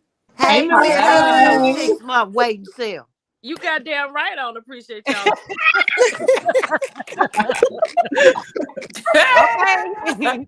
Well, let's continue your conversation, Militon. We finna pick up from where we left off. Don't nobody have to drop. We got enough room, and I think we got enough room for 1 or 2 more to come in. But let's continue this conversation because we have been using you as an example. Here we go. Oh. What's going on? Because I saw my face. I was like, what the hell going on in here? We just talking about queening in the city. Oh, okay. What's going on? Nothing. Hold on. You said it. You said it. I hear y'all in there. I was like, what is going on? Let me see what's popping. Okay. Who came and got you though? I was posting a video and I saw my face. Oh, I see. Okay. Here we go. I mean, forsake all others until what? I didn't sleep with anybody. Forsake all others. I feel like you wanted to be right for your argument, but it's not. But you were married. You took a. Did you get married in the church? Not the second time. The first. Me either. Militon, I love your honesty. Let me roll that back. She said, look at her facial expression as she's calculating, y'all. Watch this. Let me go back. Hold on. Watch this. I didn't sleep with anybody. Forsake I all feel like others. you wanted to be right for your argument. Look at her it's face. not. But you were married. You took a. Did you get married in the church? Not the second time. The first. Me either. Not the second time. Militon, do you want to elaborate? I don't know where y'all are in this. I did come in and I heard that, I understand what y'all saying, the separation, still that. But when the vows are broken, I mean, what are you going to do? How are you going to mend that? If you're cheated on and your vows are broken, so what are you supposed to do? Are you supposed to just sit there and hope that something happens? And then when he comes home with, well, I'm leaving, and you find out, he's been with somebody and he's getting ready to get married. I mean, the vows is what keeps the people together. Once that's broken, it's a wrap. That's just how I see it. But as far as dating, like dating, when I said it was 6 months, it was 6 months before I went out to the movies. It wasn't 6 months before I started dating, actually. So I agree with people that say you need to heal 100%. Because if you've gone through something really tragic, everybody's is different. And my prayer to anyone who is married and has not dealt with that is that you never have to deal with that, because you can't speak to everybody's situation. There's no way you can do that. So hopefully everybody that is in happy marriages continue to be in happy marriages. But when it's not happy and when it's not working, it's just that. Now, whatever you do, it's just what you do. It's nothing you can do about that. Okay, Militon, listen, because you keep saying, even on the podcast, you said I wasn't happy. Yeah. Y'all, hold on. So what constitutes happiness? What constitutes happiness is you not getting up every day feeling like a burden, or feeling like you're being burdened, or feeling like you're obligated. Not the type of obligation that as a wife that this is where I want to be, but when it's not, when you're crying every day, when you go to a therapist and you're given these tools and there's refusal of working and you're trying to make it work. Like, what do you do? What do you do? You don't date. What you talking? No, not in you're living in the house with somebody. Absolutely, you don't do that. So the gist of the conversation is dating while married / separated. Married is married, or is it not? I get, like Courtney said, everybody's. I get, like Courtney said, everybody's moving the goalposts. with No, the billboards and happiness and stuff. But at one I point, can only speak to my Go ahead. goalpost. I can't speak to anybody else's goalpost, and I would never speak to anyone else's situation because I don't know their situation. But for me, I was married until I got in the car and left. And my paperwork was at the courthouse and I was waiting for it to happen. So whatever I did, that's just what I did. Now I didn't do anything early because you can't even think about talking to somebody. You can't think about being in a relationship because you're thinking about, well, my child is going to be in different homes from her mother and her father. Like, how do I move on from this? Is this what I really want? Do I want to go back? Like, what's really happening? I knew I didn't want to go back, but I was concerned about my baby. But I knew I couldn't be the model that I need to be for her if I had to stay in that. So that's my situation. Got it. Justine Battle says going on dates does not mean you're going to get together. Then why are you going on dates? You're going on dates because you want to go on a date. Go. Okay. Why married? On a date. It's not even a date. It's not even so much as a date. Like, I think because, have you ever been divorced? No, ma'am. Okay, so it's a date to you. But to somebody who is used to someone being there or someone, to go out with, you just miss something. And it may not be a date to you. It could be a date to the person you're with. But you're just feeling a moment. And then when the moment is over, it's over. I mean, everybody doesn't think alike. Everybody doesn't move alike. But that's how it was for me. I just wanted to go to the movies. I wanted to go have a meal. And when I went home, I went home. But did it have to be with a man? Because T. Marie says you just want male companionship. I'm not. Listen, I am judging. I ain't gonna lie. I'm judging. Let me quit lying. Just say, okay. I just wanted to go. Okay, you can go to the movie. You can go by yourself. You can go with your homegirls. Just say I want to go with a man. I want to try something different. I said that. I wanted. That's what I wanted to do. Okay, here we go. I mean, I had conversations with my friends. Of course, I went places with my friends, but I wanted to have a conversation with the man. I wanted to talk about, what you're doing. Like, what do you do for work? Just a conversation. After that, I guess it was like, oh, okay, now I'm good. And I went on with my life and everything I had to do. And it was a minute before that happened again. But it's what I felt like I needed, and I did what I needed to do. Oh, thank you for your honesty, like we always do on Queen and in the City. Now I'm going to blow y'all mind. Do y'all have a second for me to play this clip about how it can get very complicated? I didn't even watch it all the way through because I wanted to watch it with y'all. Are y'all ready? Justice, I'm going to come to you in a minute. Are y'all ready? Can I play this clip for y'all? Yeah. Go ahead, Queen. All right. I had to stop it. It was so good. Here we go.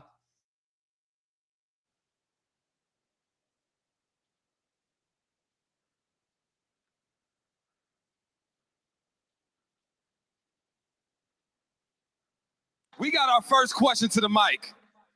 Okay, they hold hands. What the fuck happened? What's your name and what's your question? Listen, my name is Miss Moody. Hey, Miss Moody. Hi, I'm nervous, but I do have support here. I've been in a relationship with my baby's father since I was 16 years old. We got married. We've been married for 5 years. He recently left me, and I just saw him here with his new girlfriend. Okay, so he's here? Okay, so what's your question? This is all fresh for me, so it's like... Hold on. Wait, hold on. Hold on. This is all new. This is all fresh for me. You said what? This is all new for me. Like It's all new for you? Yes. So who you bring? Oh, you brought your girl, and you look cute? Okay, so why we give a fuck about what they doing?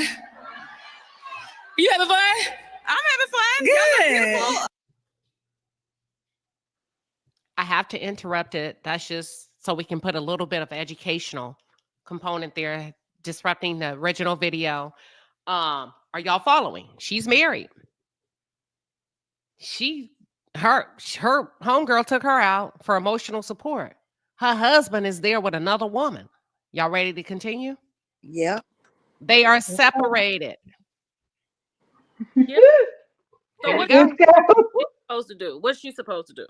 Hold on. Let's continue. I'm having a great time, but Are y'all divorced? Not yet. Oh, that's why you give a fuck. Okay, so you gotta say that. She didn't say that. We have two children. So y'all are separated. How long have you been separated? Wouldn't it be fucked up? 6 months to 8 months. What is it? It's fucked up, right? Wouldn't it be fucked up? It's his turn with the kids. Be like, I gotta work tonight. And you find his ass here? He had tonight's conversation and shit. All right, hold on. Before we go further. Hold on. Let's work this out. What is there to work out, though? I'm confused. It gets very complicated. They didn't even know what to say. 6 months. You hear that, Militon? I love you. Very complicated. Everybody Oh, thinks they wow. all right until shit get real. And it does. Let's continue. Kids, you can't worry about that. You can't focus on that. Them vows been broke. No. But you ain't ran into yours like she did in this situation. The vows were broke before she entered the building. Okay, hold on. Here we go. No. All right. True or false? Do you agree with dating while separated? Yes. I'm sorry. Let me clarify. He's been with the side chick for many years that he's denied. And it wasn't until recently that I found out. And now he's able to bring her out. Wow. Shout out to Queen and in the City. We talked about this over a month ago. They just did this video 5 days ago. We're ahead of our time. We bring in topics and inspiration to all platforms. Shout out to Queen and in the motherfucking city. Woo, woo. Wow. Period. Woo, woo. Period. Period. Wow. That's wow. So I just had to put that plug and play in there because, yeah. Do you believe in dating while separated? Let's go. You ain't got to right there in the room. Why not? Because he's. Hold on. Before we go further. Hold on. Let's work this out. What is there to work out, though? I'm confused. I really am. No. All right. True or false? Do you agree with dating while separated? Yes. I'm sorry. Let me clarify. He's been with the side chick for many years that he's denied. And it wasn't until recently that I found out. And now he's able to bring her out. Okay. Oh. Right. Okay. All right. Hold on. No more new information. No more new information. Okay. I feel like I know y'all. I watched the All right, podcast. listen. Come on. All right, let's tackle this piece by piece. Do you agree with dating while still married? Would you date a still married man? Hell no, absolutely not. Hard no. Why not? Because he's still married. And because my thing is, I know that they have conversations that still probably represent marriage or still represent some flirtatious things, right? Not or at wrong? all. You don't? Not at all. So y'all completely, I wouldn't do it either way, sis. I'm not dating your husband. Until he's no longer your husband, then he is not free to be my man or my husband. Now, do you think the way you get them is the way you lose them? Like yes. Like no or yes? Like for example, if you here with this man. If I'm here with this man. I'm sorry. Come talk to me after the show. I'm gonna get y'all tickets back. Yo. I just need to pause it for a second. Are there any people in alignment with Dr. Bryant? I'm in alignment. Don't date him, period. Absolutely. Don't date, period. Okay. We will continue the video. I just needed to interrupt it. Yeah, refunds. Cause I feel bad for you. But like, if I'm with that man, my ass is clenched tight. I'm uncomfortable. Why is that? I shouldn't be here with this nigga, and especially he got all this shit going on. I'm here to have a good time. You took me to Cheddar's and did tonight's conversation, and now you got your ex talking crazy on the mic. I shouldn't be with you. Bet you didn't know the show was finna be about you tonight, nigga. Hey, you know what's fucked up though? Secretly, this probably turned her on. She about to suck the shit out of that nigga's dick tonight. Cause no, hold on. There are some women that get off on taking somebody else's man. But let's Let's talk about it. Is it true? Yes. He ain't lying. He is not lying. It's definitely women that love that. It's definitely women that love that. Get off of that on that. Yeah, somebody said coleslaw. Absolutely. That's a prime example. Prime example. But how long? Oh, he Queen, let me share something. I'm be honest. I was married 17 years. I've been divorced now for 14 years. I would say 95% of the men who pursue me are married or in a relationship. I personally have to tell them I don't date marry me and I'm not interested in nobody else's husband or nobody else's man. That's the issue that I run into. I choose not to be in anything, have a conversation with, go on dates with, or anything with a married man. That's my personal choice. Who is that? Because that's so true in the dating This world. is discerning goddess. It's very true. It's a whole new I saying agree. now that ain't nobody more single than a married man. Amen. Absolutely. 100%. And the thing of it is, I'm like him. The way you get them is the way you lose them. If you can't be faithful to somebody you stood up before God and took vows with, what make me think you gonna be faithful to me? And I'ma still bring it back around, right? I'm not, and again, that don't make it right, right? Like, say you find that out and you separate from that man. I'm not gonna be like the monster that I'm calling him at. A commitment. If you say this is my morals and my values and this is what I stand on, just because you was a fool, I'm not gonna operate in the same lane as you just because my feelings hurt now. I'ma do my clean split and I'ma operate with the level of integrity that you didn't give me when we were married. And until that divorce is signed by the judge, sealed and delivered, we are still married by law and in the eyes of God. Amen. Amen. Well, I'm gonna continue the video. Give me 1 second. Hold on. They're ready for it. Hold on.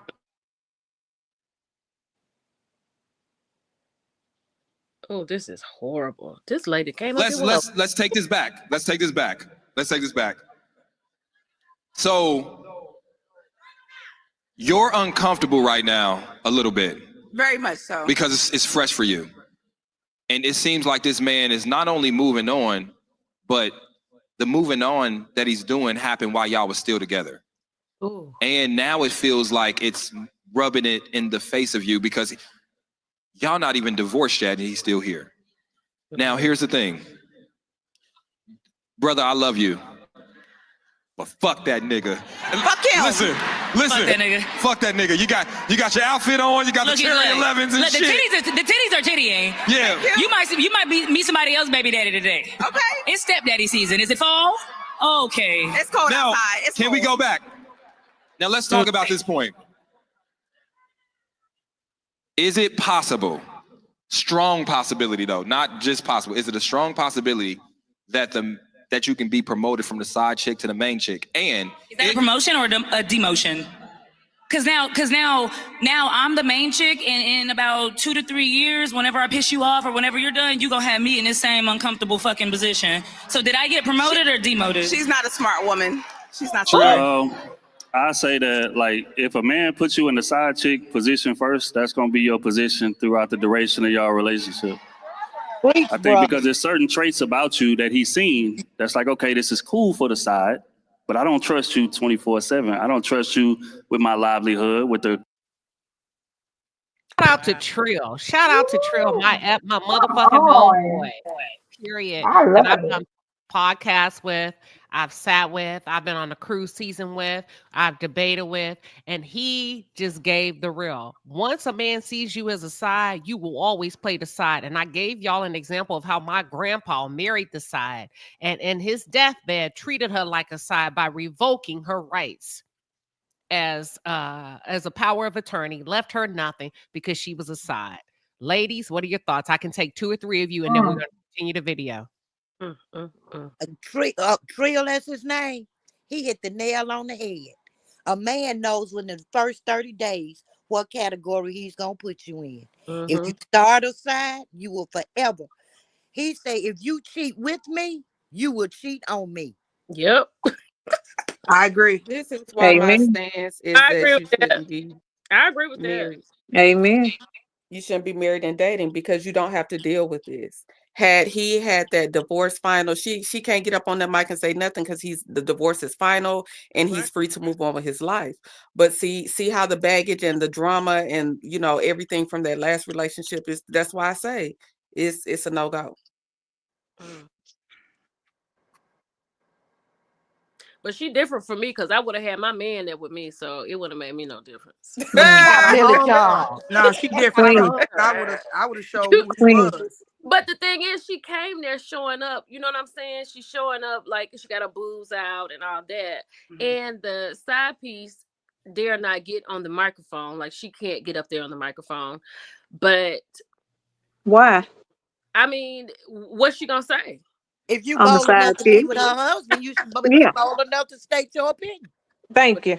That's why she's sitting there quiet, because the wife is speaking. You know what I mean? And I But notice he didn't get up either. We don't know that. We're not through the video. Y'all ready? Oh, okay. Okay. I didn't even watch it. I didn't even want to watch it before y'all. We all watching it in real time. Let's go. Here we go. But shout out to Trill, because Trill's going to tell you. If you ever want to know what's going on, you need to tune into him. But here we go. The codes to my bank accounts with having kids with me and things of that nature. No, you are a fun time. When we go out and travel or whatever the case may be, like the sex is great, like you giving me head randomly and all of these great things that a lot of times the man is not getting in his relationship. Another conversation for another day. But what I'm saying is this, right? When that man designates you in that position, that is your position, because men decide very, very quickly what your role is going to be in his life, and it's a less than likely chance you'll ever leave that category. Hold on, but Ain't no self-reflection, nothing. Just monkey branching to the next supply. Just because I'm currently married to the love of my life, don't mean I can't meet the love of my life.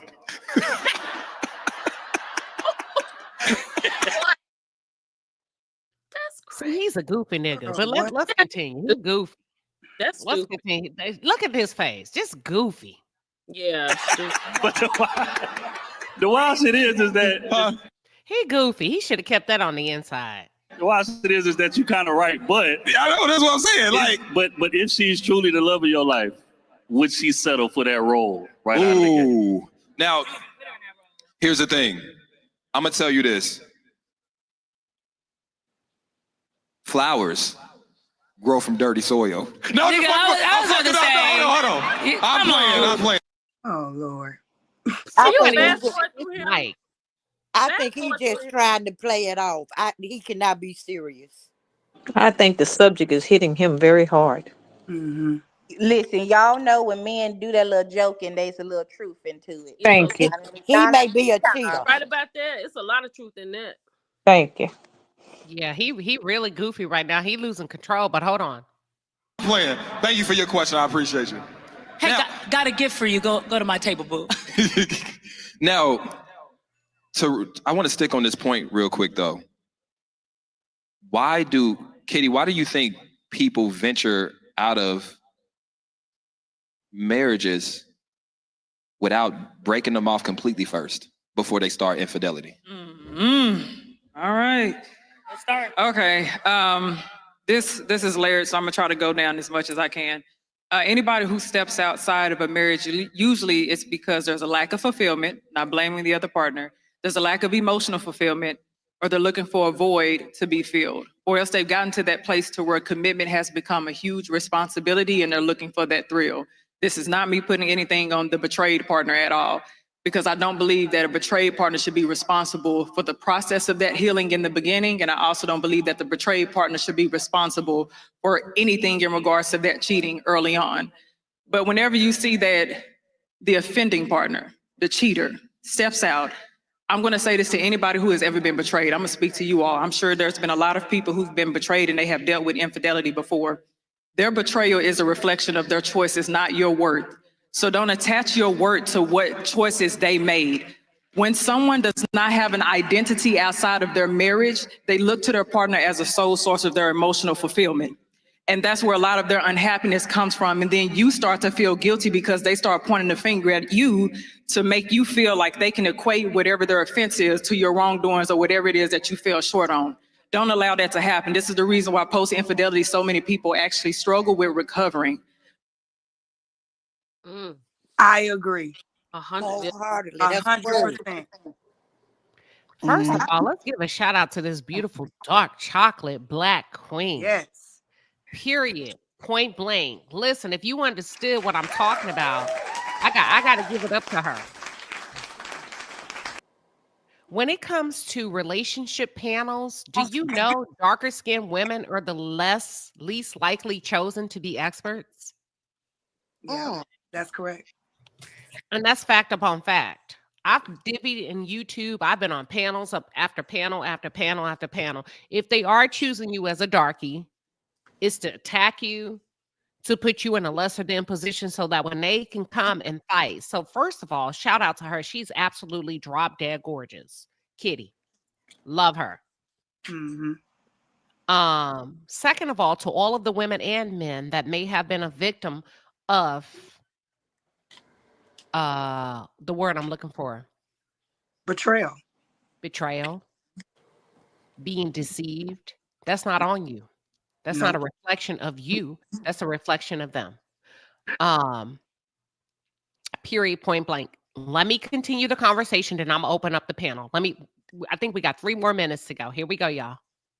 But for the young lady who was just at the mic right now, I'm sure because you have dealt with that infidelity, it is still hard for you to process. But look at it this way, because sometimes you do have to reframe the way you see things in a way that you think. It's painful, but it's possible for you to get over. Look at this now as this is a gradual way of you being exposed to this trigger now.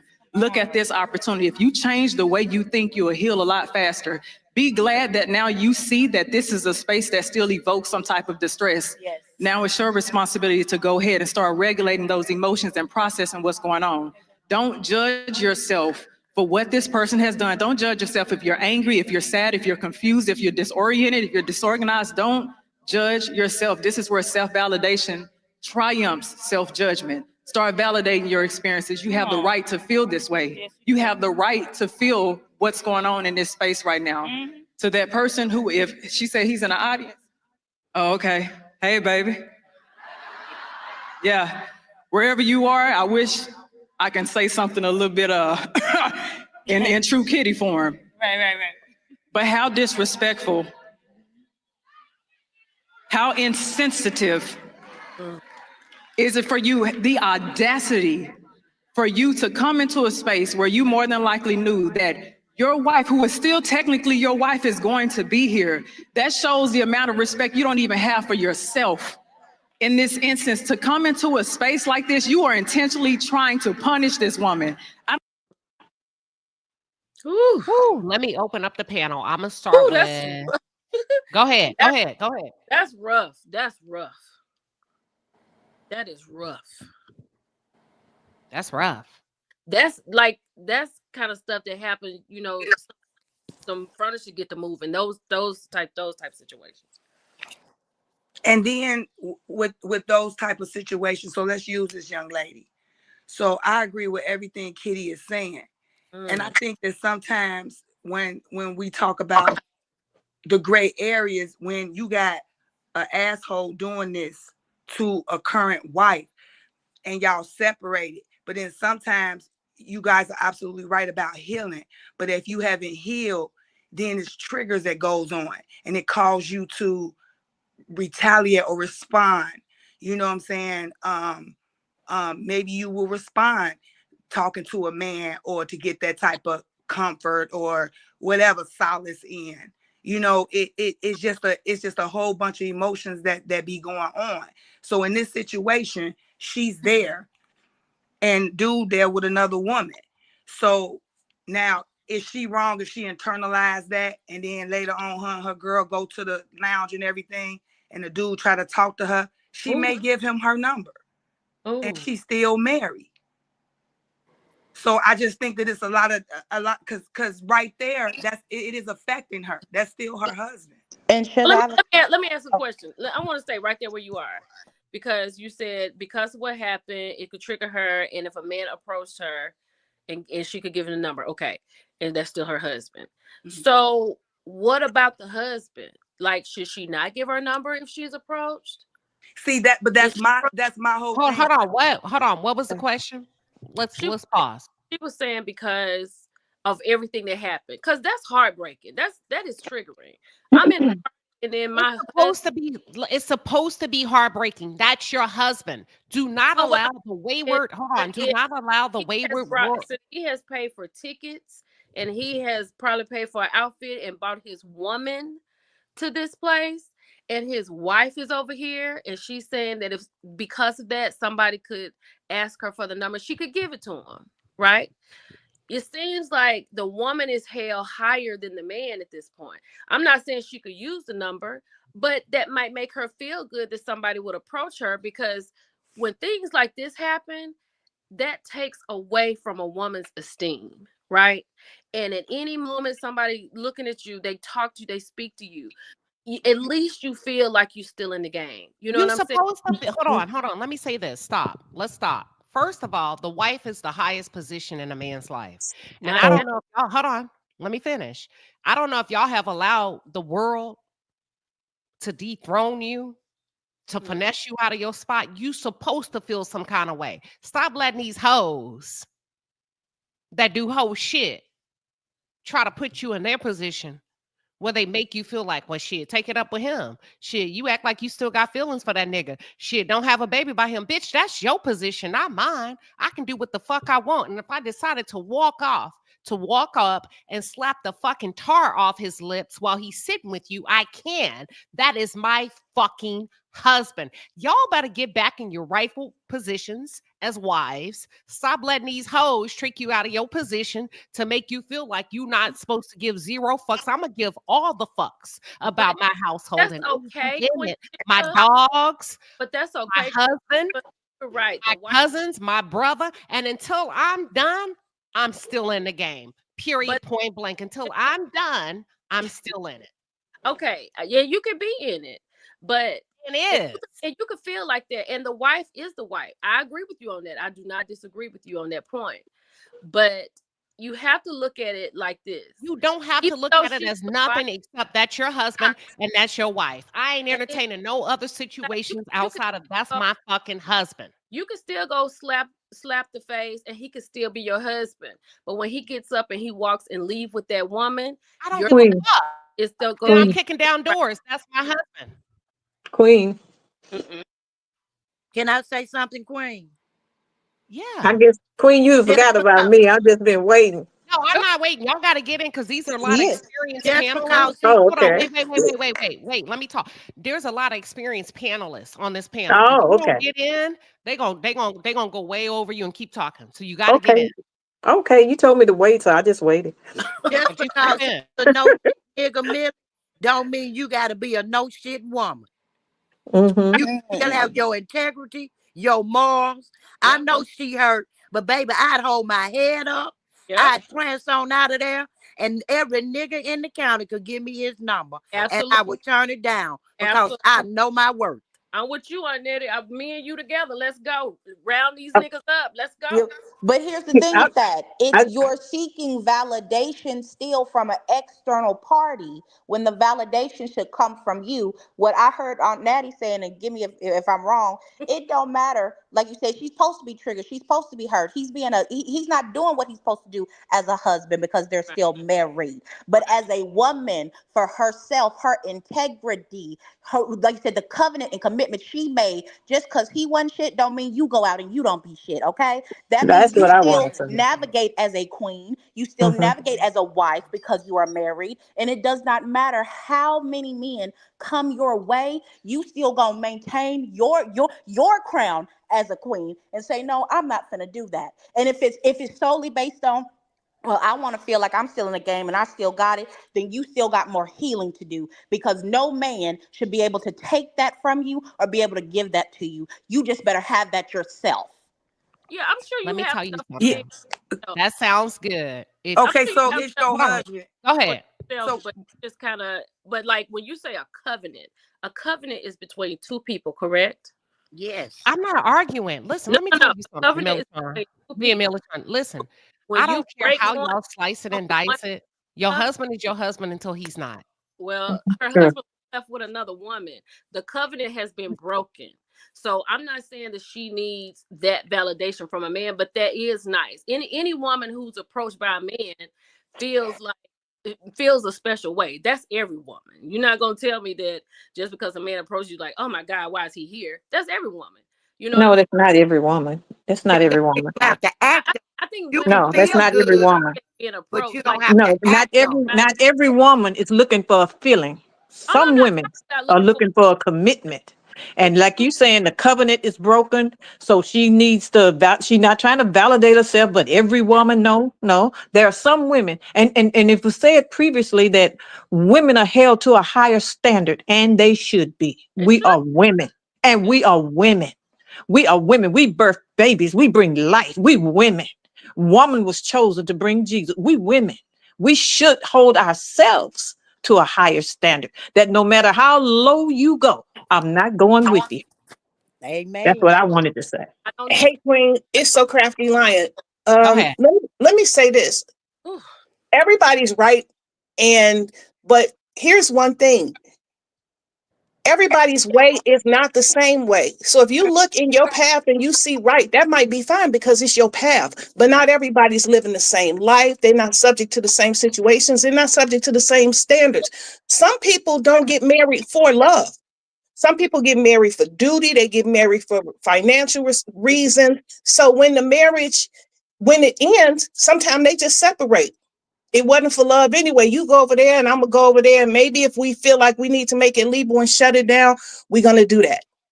But we just ain't getting along together. And I know this because when I was younger, it was a lot of kids and their parents weren't together, but they weren't legally divorced.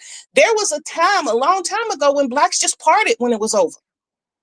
They didn't make it legal. So depending on what you saw growing up, that might be what you learned and what you mimic.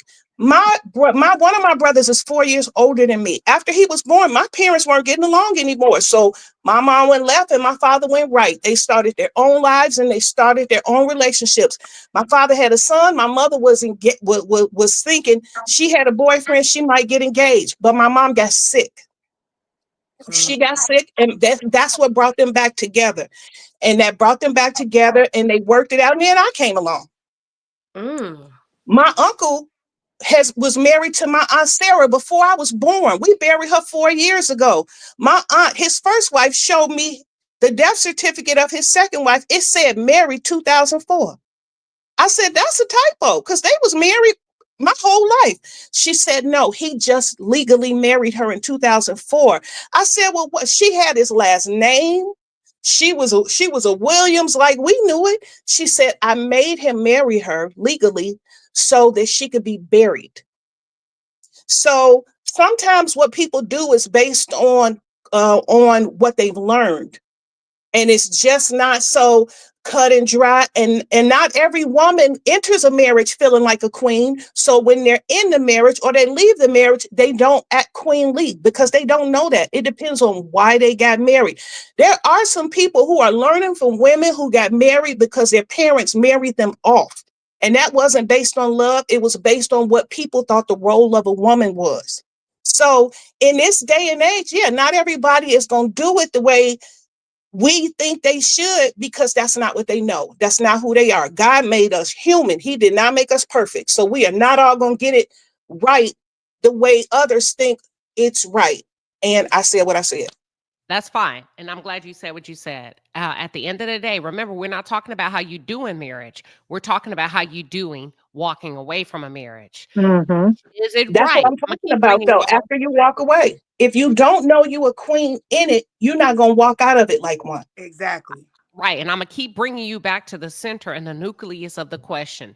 Is it okay to date while married, quote unquote, separated? That's it. That's all. It depends on, it could depend. It may not, you know what, you file for, well, wait a minute, let me tell you why. You file for divorce. Everybody's divorce ain't going to come right away. You get a judge like my cousin Vanessa gets, and the judge told them, y'all got young kids, go in there and see if y'all can work it out. They can't stand each other. They ain't lived with each other for years, but they can't get a divorce. It took them about 4 years to get a divorce. Within that time, he moved on and she moved on. I may not have agreed with how they done it, but that's what happened. Things just don't happen that cut and dry in this world for people. I understand what you're saying. How many people actually have had 4-year divorces? That's not the norm, y'all. That's not the norm. It's not a norm, but I'm saying it happened. Stuff that y'all know in y'all personal issues like it's norm. Most divorces don't take 4 years. It It just Mm-mm. doesn't. You can, y'all, we know y'all gonna use these scenarios to back up your points, but most divorces are not. You don't have a psycho chasing you for 5 years, and most divorces don't take 4 years. And That's how especially in black y'all marriages, going it ain't there. no money to divvy up. It ain't this. If your uncle and your grandma and your grandpa didn't get a divorce, it's because they didn't want to get one. Thank you. Mm-hmm. And we Thank talk you. about the That's 80% of like what's going on, not them 20% off cases. Like the 80% is what we're talking about here. Where are they 80%? Where's this data? Well, if it's 10%, let me say this. The Bible says, how can two walk together except they be in agreement? So if you're married, him, her, they both got a spouse or a significant other they've been with for years. If you're married, if you're obligated, committed to someone else, and now you're sitting at the table with someone else, you're agreeing. You have now come in agreement. You have now created a whole new covenant. I'm a side chick, you a side dude. I got a wife, you got a boyfriend of 4 years. You're creating covenants all through your life. Yes. But now the covenant that you got under the eyes of God, when you said I do, not a marriage I know where they don't say that. I do. And you saying it before God and man. So if that person does not live up to that covenant, if for whatever reason it is, and you're hurt, and you're betrayed, and you got children and you're going through, yes, I understand the pain, but that pain needs to be healed, which means you need time. Which means if you go date somebody else while you're married to that man, all you're doing, in my opinion, is trying to save face, trying to get a feeling that you used to have with the guy that you loved, because you loved.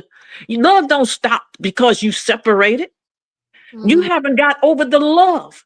He chose you. Even if he with a side chick, he chose you. He put you on that standard. He married you. You on a pedestal. You got married. He married you. He's sleeping with the other woman, but he married you. Hold on. Pause. Say that again, the last part. Mm-hmm. He chose you. He put you on a pedestal because he just sleeping with the other woman. What's the So difference? what you supposed to do Hold when on, your y'all. Hold husband on. don't Don't want answer it. you? Let me get this to the audience. She said married versus sleeping with. Just let Mm-hmm. that marinate. Just let that marinate for a few seconds. Go ahead, sugar. So let's go back to this scenario. With this scenario, her husband, her now husband, don't want her. He's with another woman. Mm-hmm. He even had the other woman there. Yeah. I understand. I do believe in the covenant, but I also believe contracts are broken when you go outside of the marriage. Mm-hmm. So right here, she's in Let a her situation. finish. I was just making a scenario. She's in a situation right here. Two things I see that can happen. One, she's already doing. She's putting him on Front Street, right? Or she can go over there and she even have the right. She have the right to do what she want to do. Step to her, step to the because she's still the wife, right? Mm-hmm. But she can also go another route if she's not emotionally intelligent. That after this podcast, her and her girls could go somewhere, and she's looking nice. She's a beautiful woman, and he might say, "Hey." A dude might say, "Hey." Now she got all this turmoil in her or whatever, but her husband don't want her. So are you supposed to fight for someone that does not want you? No, ma'am, not at all. Hold on. Let me And that answer has this. broken the covenant? Let me answer this as a wife. Because I think a lot of these ladies, if you are not careful, you are out of order with your heart and your femininity. And what has happened is the world has snatched your edges when it comes to your softness. Now you're trying to mimic a man's behavior, and not his behavior, his emotions, where you give zero fucks. And I've noticed everybody has had everyone has had everything to say about a wife, with the exception is she has a right to be hurt. She has a right to cry for her family and mourn the loss of her husband. We talked about everything else, but nobody has validated her. And if you're not careful, you will become like a pillar of salt as a woman. You will become hardened and you will lose your luster. You have every right. I agree with you, sugar, but everybody's talking about moving on and nobody's talking about process and how you feel about what this man or what this woman has done to you. And we've got to be very careful that we are in the world and not of it. We are being devoured because we're not paying attention. We are being devoured because we're not taking our rightful place and demanding respect and demanding, if you don't want this motherfucking marriage, then you're going to get the fuck out. Because a lot of y'all have said the marriage was over before it was over. Then put his motherfucking ass out. You go out and get to work. Don't let nobody play in your face as a wife. Don't let nobody drag it out. And you get to your healing before you get to the next guy. And I think what's important to remember as women, you have every right to feel what you feel when it comes to your husband. Don't you ever let nobody silence you, suppress you, or make you feel like you need to mimic the feelings of a man or a side chick that has done you wrong, period, point blank. Feel that That's shit. it. So you don't pick that again. Talk to him. Let that nigga see how he's hurt you. Because a lot of times he don't get to see your pain in real times because you hide it. They like, fuck that nigga, fuck that. Don't cry. No, I'm crying. You're going to see these big crocodile tears because you're going to have a hard time moving on. I want you to see the devastation. I want you to see what you've disrupted in this home as a family, my kids. I'm going to tell my brother. I'm going to tell my sister. I'm going to tell my mother. I'm going to tell everybody because you pledged to me. And if you chose somebody else in this marriage when you could have just came to me and said, here's what I want to do. It's not working. And if you didn't honor me on the way out the door like you honor me on the way in the door, especially under the guise of a church and put a fucking ring on my finger, I'll feel every bit of that. That's it. That's all. That's And it, Queen. the question was, Absolutely it. And I what think should that's she when we do? were talking about having time. Right, that's the question. Like you said, Yeah, the question is, what should she do now that she's hurt? She's she's putting his side piece on Front You Street. do nothing. You feel No, it. Exactly. Let me speak. She's asking, what should she do next? Shouldn't she go somewhere? She's looking good and she meets somebody and well, listen, pay attention. She's standing there hurt.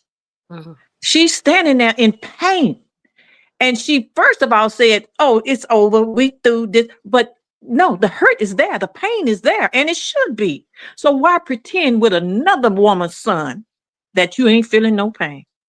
Because now you open the door whereby the husband can walk up to the other man and slap the you know what out of him. The same way you could slap the you know what out of her. Now you putting other people's lives in jeopardy because get back, get even. It ain't necessary. Heal yourself. Take time to heal yourself. Yes, Queen, I agree. Tell him, show him, speak it. Don't hide it. You done effed up my life. You done thrown our children in limbo. And we've had prime example of this being done. So we know it works. But in the meantime, don't go spread your hurt to somebody else. Because the somebody else that you spread it to could be your future that you're destroying.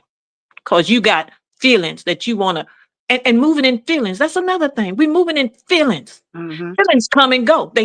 I hate this. I hate him. And then next week, y'all having a drive-by sleepover, back room, this, that.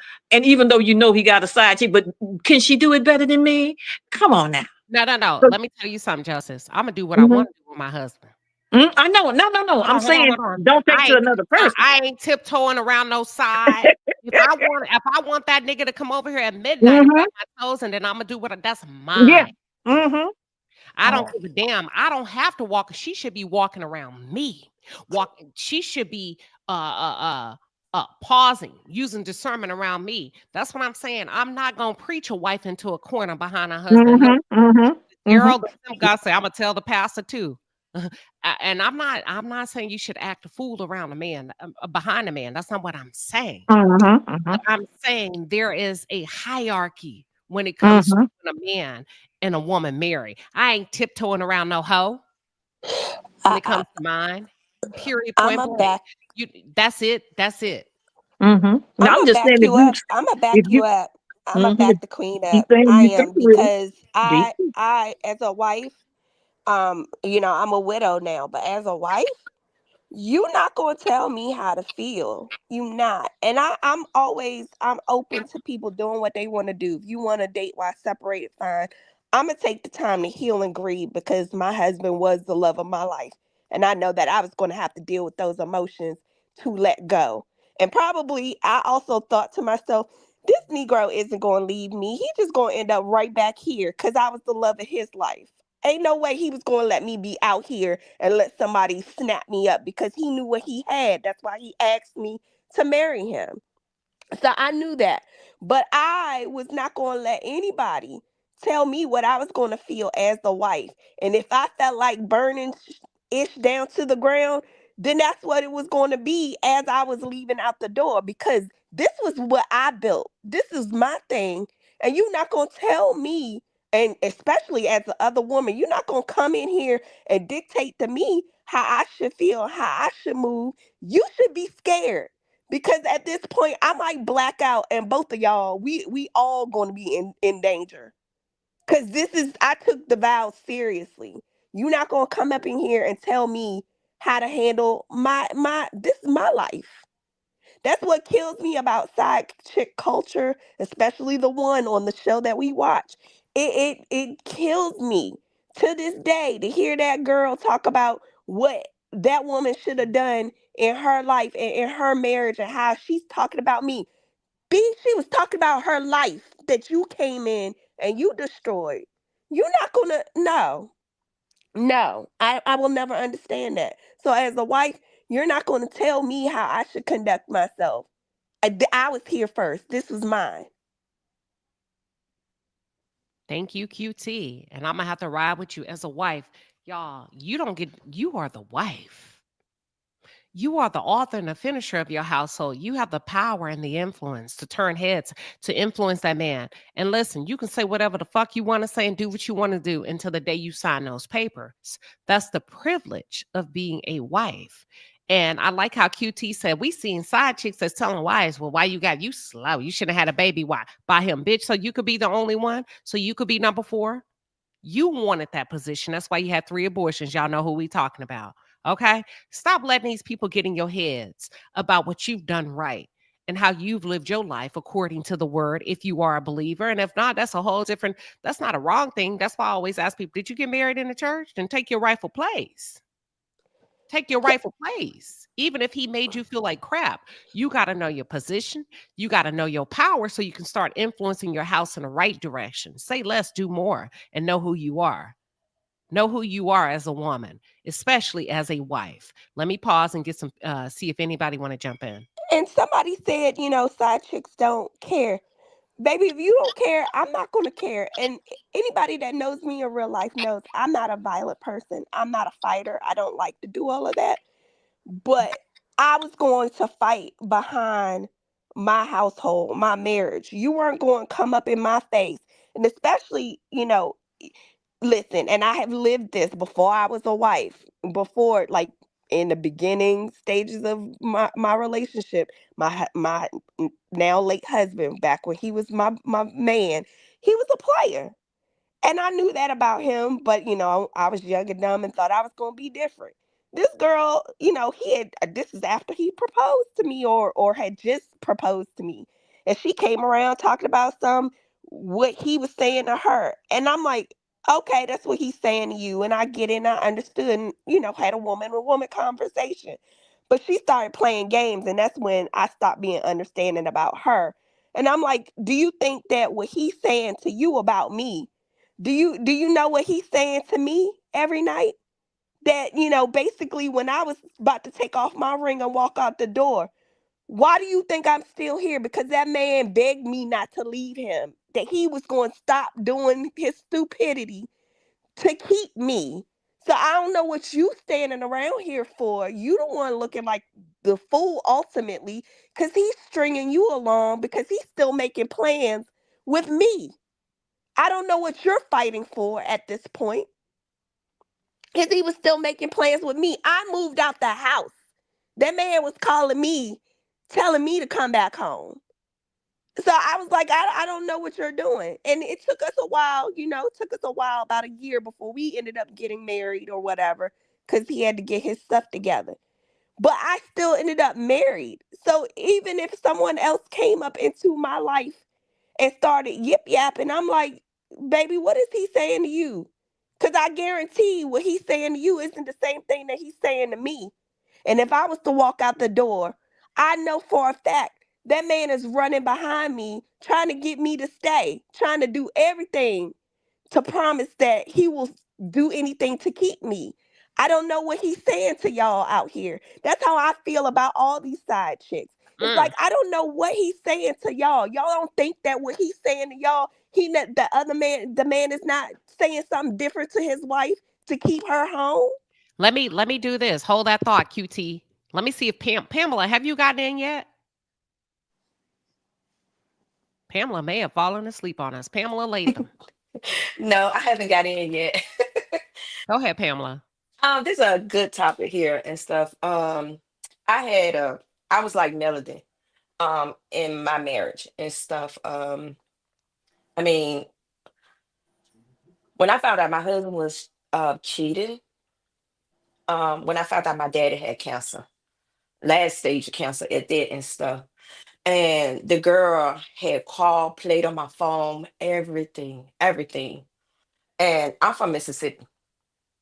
I'm a soft girl on the outside, but I can be that thug with you in the inside.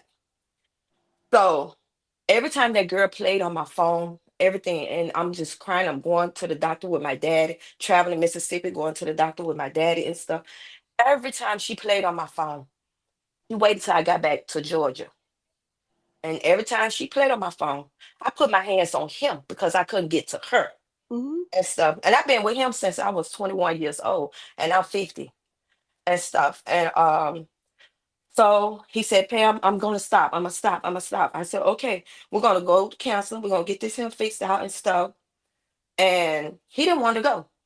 So I said, okay, Pam, you got to go for yourself and stuff. See what's going on. You need to focus on what need to be focused on you with your dad. When you hear a doctor tell you that, okay, your dad have this certain amount of time to live. So I pretty much had checked out and stuff with the marriage and stuff. So my dad had passed away. When my dad passed away and stuff, the girl, she had started back to picking. That let me know that he went back, started back messing with her and stuff. So I think I was on one of your panel one time. I was listening to one of your service and stuff, one of your service and stuff one time and stuff. And you were saying something about because I had a counselor and stuff, a black counselor. And she was like more angry with going through, or she was going through her own personal life and stuff. And I think when I was listening to yours, so I had went and got a white counselor and stuff. And I was like, this not working here. This is not working with me and this therapist here and stuff. And the whole time I'm going through this process, this woman is still picking. Then my dad passed away, and I'm grieving in my marriage, and I'm also grieving with my dad. So I didn't pretty much have the time to grieve with my dad because now I got time to figure out what's going on in this marriage and stuff. And after that, he got real disrespectful. The girl came down for her birthday, and one of her friends had called me, messaged me and said, be careful, watch your back. Such and such is coming to your house and stuff. And I said, tell her, come on. Because in the state of Georgia, I can blow your head off. Because you in my land. You on my turf. You in my house. You come where I lay my head in. You come where my kids is in. I don't care if I gotta protect my dogs. You gonna get what you gonna get coming to my house. So I called him. I said, hey, I don't know what's going on with you and him floozing and stuff. Listen, this girl come to my house, this blood is on your hand because her brain's gonna be on that yard. I'm not playing with you like that. So whatever you got going on with this chick, that you got this chick so comfortable that she want to come to my house, I'm telling you now. I called Hall County. They said, hey, this law out here in Georgia. Somebody come to your house, you gotta do what you gotta do. But I prefer you to call us. So I went to counseling. No, I did not go out and date nobody else after my divorce and stuff. I didn't go out and date nobody else because this was somebody I've been with since I was 21 years old. So what I did, I just went and got a therapist and stuff. I got a grief counselor, and I had got a life coach and stuff to work on me and stuff. And we went to court. We got our divorce. I won the house. Even if something happened to him or him and the girl get married, she won't even get no Social Security out of him because it all come to me. It's in my divorce. His Social Security comes to me. Is if Wow. I got that put into my divorce. If something happened to him, I want all Social Security because I've been with him since I was 21 years old. I married him when I was 22 years old. And here it is, I'm 50 years old. No, I want to secure me. And I think you were saying something about insurance. One day I was at work and you were saying something about insurance. Before I got a divorce, I put that joker in 3 different life insurance, $250,000 life insurance. I won my house. Yes, No, I but did. Hold on. Shout out to the palace. Wait a minute.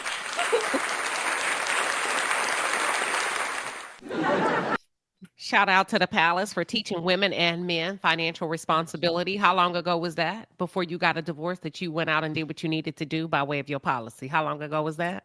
I got my divorce October this year. Thank you. And the palace said you Congratulations. gotta do what? Thank you. I wasn't finna argue with that woman Whoop, no more whoop. because I had the power, baby. I had the power over that man. I was Yep. his signature. He, you look, he don't need no blood work. Go, this his Can you doctor's tell out. them again what you learned in the palace about being married and what women need to do as far as financial responsibility? Can you say I that went and again? put 3 different life insurance on that joke of $250,000 a Whoop, piece, whoop. baby. And guess what? I got my house. He had to put my house in insurance. If something happened to him, my house is paid for in full. I know that's right. I wasn't playing with that girl. And when we got our divorce in October, the judge told us, you pay for your own insurance. He paid for his own insurance. And right today, well, he with her, that ninja still paying for my insurance, my medical expense, my life insurance on his job. So if something happened to him, I made sure the judge gave me his 401k, his pension. I made sure the judge, if something happened to him, I made sure the judge had gave me his social security. I wasn't playing with him with that dummy. Can I ask you a question? So Go first of ahead. all, we brought in what she's talking about is we have very in-depth conversations behind the wall. And typically I don't have these conversations with YouTube because I understand YouTube is very finicky. Y'all like entertainment, y'all like mess, and I can give y'all all of that. So we save those kind of conversations that we take behind the wall and set women up for financial success. Period, point blank. Baby, if you're around me, I'm always talking money. I'm talking about how Yes. to get it, how to retain it. Here's what you need to do. Here's the sacrifices you need to make. And not just life insurance, supplemental. Baby, I got insurance on my dogs. Listen, I am insurance poor. All of my money goes to insurance. But the point, that's what she's talking about, right? We brought in Janine Gatewood, a broker in the insurance industry who's licensed in many states, who was able to write multiple pilot policies to get everybody up and going in the palace. This is over a year ago. Let me ask you this, Pamela, and I Uh-huh. want you to give me the real, but without giving too much. Was it easier to move on once you got set up financially? No, it wasn't easy to move on because when when we went to court and they told him that he had to move out in November and stuff, November the 15th, he didn't wanted to move out. And me looking at his face while we just got a divorce and then you still traveling, going to Mississippi and stuff. So it was still kind of hard on me and Mhm. stuff. So what I did, I just put myself like instead of me doing one day out of week with therapists, I did 2 days out of week with therapists. And then Mhm. I was always with my life coach and I was near my pastor and my leaders and them, they all kept in contact with me and stuff. So yeah, I had a great support system with my friends and stuff like that and stuff. The only thing that made him mad, I had a divorce party and I didn't even got a divorce yet. And when I tell you he had to look at that cake, say divorce, and he had to look at the peoples that all of my friends and them that was supporting me and was here for me, he had to see that and stuff. And I asked one of my Barbara, I asked him, I said, hey, my ex, he had lost so much weight and stuff. He said, you know why he lost weight? I said, why? He said because he hated the fact that he had left a queen He had to walk away from a queen. You had to force him to get a divorce because you didn't want to deal with that mess. He knew what he have at home. And I talked to my stepdaughter, and she told me, she was like, "Mommy," she said, the lady that my dad is having an affair with, she's out here cheating on him. I said, "That's not my business." And I think you had said one day, you had said something about boundaries and stuff. And he had texted me and he was like, "Oh, I'm at the hospital, I'm at the emergency room. I'm just letting you know I'm at the emergency room." Me, when you said boundaries in your life and stuff, and I told him this, that is not my business. You need to call that woman you was sleeping with. Thank you. I love it. Boundaries in place, financial obligations in place. Yep. That God forbid if listen, she didn't do this as a single woman. She did this as a married woman. Mhm. She did I this did. as a wise woman, set herself up for greatness when she realized he had gone off track and he no longer respected the conditions of his marriage. She went out, she took the information she heard in the palace, and she says, "I am a wife, and I will conduct myself as a wise woman, as a wife, and I will set myself up and my family up for financial independence that I should never have to work a day in my life. God forbid if this man leaves this earth before I do. And not only that, I will be close to a millionaire, if not one. Sum of $750,000. Amen. That's it. Hold on. That's all. That's it. Give me a second.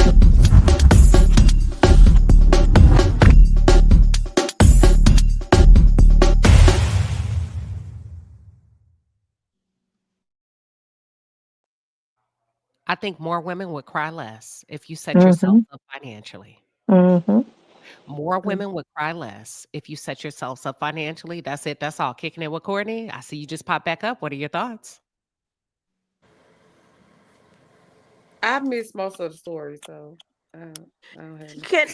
I just wanted to clarify because I thought I saw something. I don't know if it was aimed at me or not. I shared my origin story to say that I have dealt with a side chick situation and how I know they're disrespectful. My marriage, and I also described to people, my marriage was different than the beginnings of my relationship. My marriage, I knew where things stood or whatever. And I also will tell people, I don't advise women to do what I did. Because when I look back on it as I got older, because I was still in my early 20s, I was like, hell no, don't put up with stuff like that. Don't put up with any man disrespecting you, cheating on you, anything. Don't do any of that. But I was one of the rare cases where things turned around and worked out for me in the end. But no, you should never put up with anybody cheating on you, disrespecting you, treating you badly. And sis, good for you, because that's a great example of you knew your worth. And even though it hurt you to let go, you got what you deserved as the wife in the end. And kudos to you. And now he's got to deal with the life he thought he wanted. It's not so great looking. So, sometimes we share our ups and downs to teach other people, hey, know what you are worth, know what to accept and what not to accept. Like a lot of these men are saying now, like, "Oh, why can't women be like my grandmother or my auntie or whatever?" And they don't know. We be in these rooms with these older women, and they're the ones telling us to do better than they did because we have options. That's right. And we have to ask the right questions, I believe. We have to ask the right questions. You have to be willing to listen. We have the privilege and the pleasure of cruising together as a palace, as a group of women. And I know within the entire group, there were subsegments of the group that broke off. But at the end of the day, I am honored to say that we had some of the most beautiful women, mature women. I'm not going to even say older, mature, because actually their voices are deceiving on the panel because you would think they're older and you say, "Girl, you just as young and cute and petite." um, and it was just a pleasure to be around them, to hear them talk, to see their patience, or to see what their boundaries, what they would and would not put up with, their expectations, how they expected to be treated. So it was the most beautiful experience. And I have to agree with you, QT, on just like a layman's level, right? But at the end of the day, let me say this. Somebody put in the chat, they said, hold on. Oh, Alpha MC said, y'all please applaud the panelists for being transparent with their testimonials. It takes major courage to expose yourself to strangers like each woman has done today. Bravo, ladies. I have to agree. And thank you, Alpha MC, for the beautiful reminder. You guys, you ladies have shown up and showed out today. Hold on. And we just keep growing. The conversations just become more evolved over here. I thank you for each and every one of you that have clicked that link to come up. Somebody said, can y'all do another rundown? Can you bring the expert back for insurance? Well, it's still back. We don't have to bring her back because it's still, if you're a member, you just got to go to the archives. You have access to this information behind the membership wall. I don't take it down. That's what you pay for. And as long as you're behind that wall, that's what we do. And that's what we give as women and men behind the palace wall. So if you need some insurance information, join the channel, go back there and access what you need, depending on where you are in life. Do y'all want me real quick before I go on to play the rest of the video? Or do y'all feel like we're good? I think we're good. We're good. Okay. How do y'all, okay, let's wrap up today's conversation. I want to, y'all, this has been so, okay. What are your thoughts about the conversation in 30 seconds or less? This is not a final speech. I'm going to come back and let you give a final speech. Trending, what are your thoughts about today's conversation? The situation you played was clear cut. And also, I still stand where I stand on the question you asked at the beginning of the live. It's a great conversation. I love hearing different opinions and facts too. I love it. Got it. Thank you. Fruit Gummy. I think this was a wonderful conversation, Queen. Thank you so much for bringing it to the panels. I'm still on my position that if you are separated, whether legally filed or not, you should not be married. You should not be out here dating. And I really do like how you reminded women to maintain your softness and not allow men to harden you. That's a good one. Maintain your softness. And how, let me answer this because there's this phrase in psychology. If you assess it, then you need to address it. So when she says, thank you for reminding us that we need to maintain our femininity, how do you know? How do I know if I'm getting away from that Queen Sheba? If you're doing too much work, if you're having to think and hunt and resolve and problem solving your household, if your whole job is to fix things, to take care of people, that's a masculine role, even though we're conditioned to feel like it's a feminine role. If you're the one planning all the trips, if you're the one getting the kids, if you're the you're coming out of your femininity, even though Western culture makes you feel like that's a woman's role. Because if you really think about the traditional role of women, including African women, they had servants, they had helpers. They never had to carry that load on their back. And that's why I always laugh when I would be in these red pill spaces. The only woman that was not male identified, okay? When people like to call me out, oh, she was in the manosphere. Girl, but you was male identified. Talk about how you were against me. And I'm advocating for women. And you were on the men's side. So if you're going to tell the whole story, you better tell your part. Because I damn sure going to tell my part. You were male identified. You were arguing. You were pushing. You wanted women to be beat down and get in a woman's place. I did. And I stood toe to toe with some of the biggest red pill men. But the point I'm trying to make is when we talk about traditions and losing and staying attached to your femininity, how do you know if you're getting away? Don't let people trick you out of your spot. Because when they talk about a woman's place, let's talk about a man's place financially. Because when we talk about traditional, we're not talking about your grandma. We're talking about before your grandma. Traditionally, in the African culture, a man made enough money where the wife could actually hire servants. They would prepare the food. All the wife had to do was instruct what she wanted and sit down at the table and they would pass. You never saw a woman back in the old days. I'm not talking about your grandma. I'm talking about traditional. Make a man's plate because they ate family style. We can end the live now. They ate family style. You would pass the dishes based on what people want and what they asked for. Am I lying? Thank you, LSW. She said facts. Yeah. If you go back enough, an African culture, ain't no African woman making no man's plate. The food was plentiful. It's called family style dinners. You just pass it around. Everybody will fix their own plates, but you got tricked out of your spot. And somehow you became conditioned to serve and give everything of yourself. Even after you cooked, you couldn't sit down because you had to make his plate. And some of you are in positions where that nigga won't even wash the dishes. So let's get it right for 2025. I'm sorry. No, I'm for real. If you really think about it, go back and watch Family Style.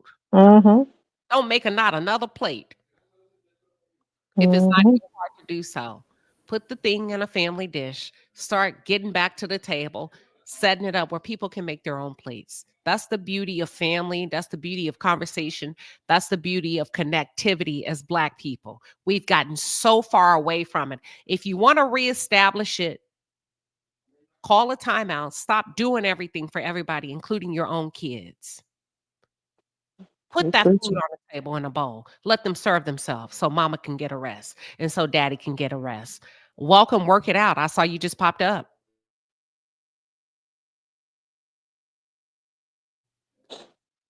Work it out. You're on mute. If not, I'll go to the next person. You're on mute. All right, let me go to Sugar. What do you think about today's conversation? I think today's conversation was very powerful and dynamic. I really appreciate all you ladies' perspectives. And I can only come from a perspective because I was never a wife. Been asked, but I was never a wife. But I still stand 10 toes down that things are just not black and white. And it really depends on people's viewpoint of marriage. You know, either you respect it or you don't. But other than that, I think it was a wonderful conversation. And to the ladies that gave your testimony, I do agree. Thank you for your courage. It does take a lot of courage to even open up that side of your life to people that you don't even know. So bravo, Queen Sheba. Bravo. You know I'm with No, it. bravo to y'all. Listen, y'all, I can get up here all day and still can't reproduce what we can do together. There is power in numbers. I am not one of those content creators that's foolish enough to think this mine. I did this. No, we doing this together. And if I don't have y'all, I don't have this. Period, point blank. I said it publicly.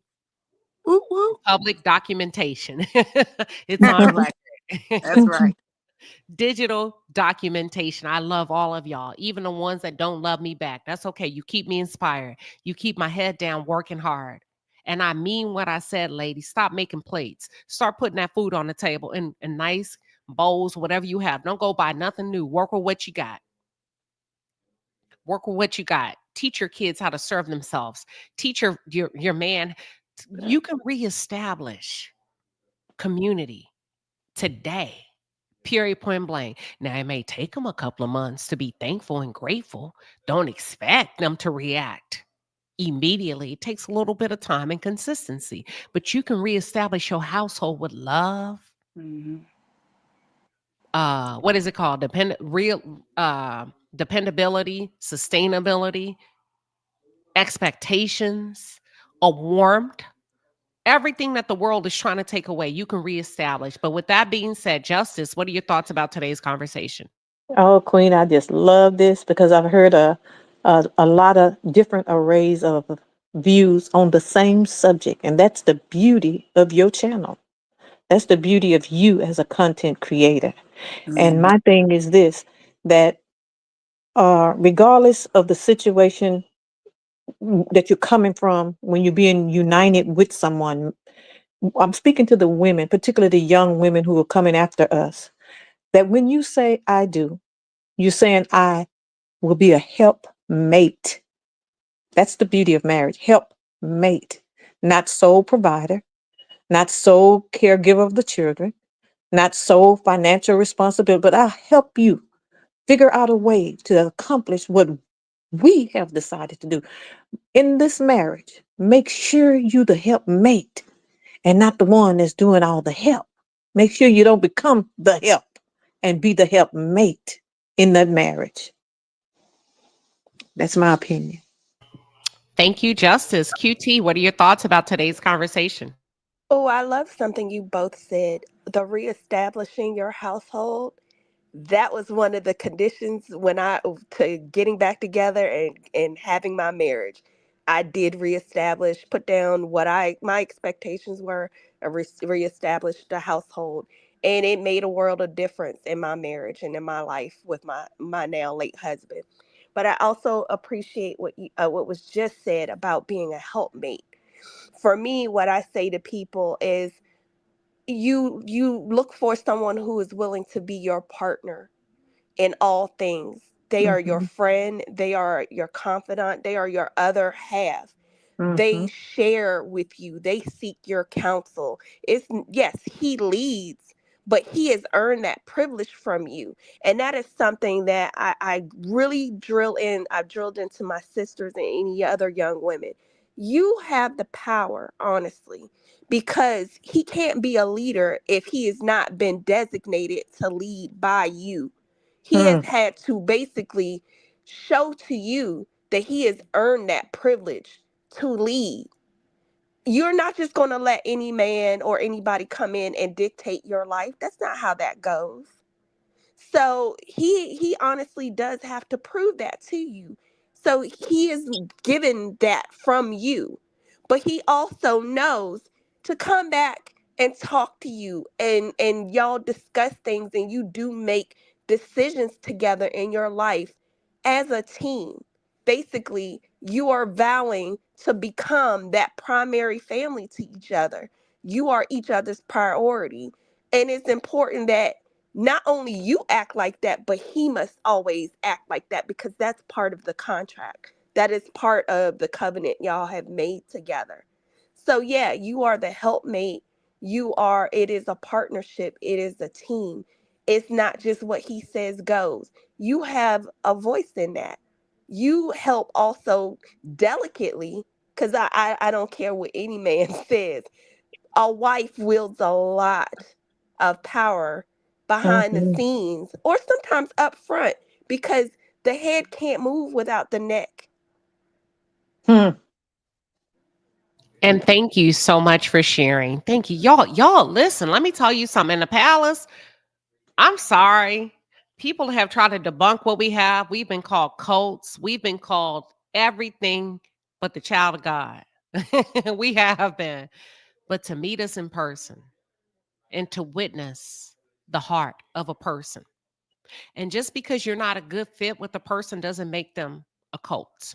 Just because you're not a good fit with the person doesn't make them bad. You're supposed to, I hope many of us are adult enough to close doors quietly, no different than corporations. You wouldn't go on LinkedIn or Glassdoor and openly call a corporation a cult. You know why? Because you don't want to be shunned. You don't want to be blackballed into not ever being welcome into a space of corporate America. So let's establish the same reverence and respect. If it's not a good fit, it's just not a good fit. We don't have to craft up elaborate stories about where we went wrong. It's okay to not be a good fit as Black people without having this contentious separation. Close the door quietly, but I said all of that to say every one of these men and women I have encountered have been beautiful.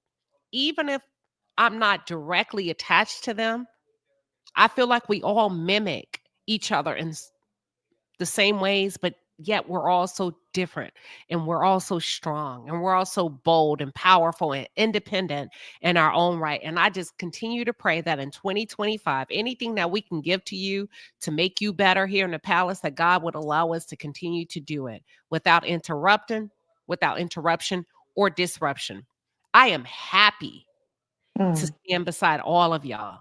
Period, point blank. I learned something from each of you that I do not maintain myself as queen of the palace, whether it's a softness, whether it's a kindness, a patience, whether it's motherhood, whether it's some of you have cats, I got dogs. I learn, and you know what I mean? Whether it's a fierceness, whether it's a daintiness, a fluff. I love the way Kicking It with Courtney dress. One thing about Kicking It with Courtney, she finna come with the most beautiful pink. She swears she not an AKA, but every time I see you, you got on pink.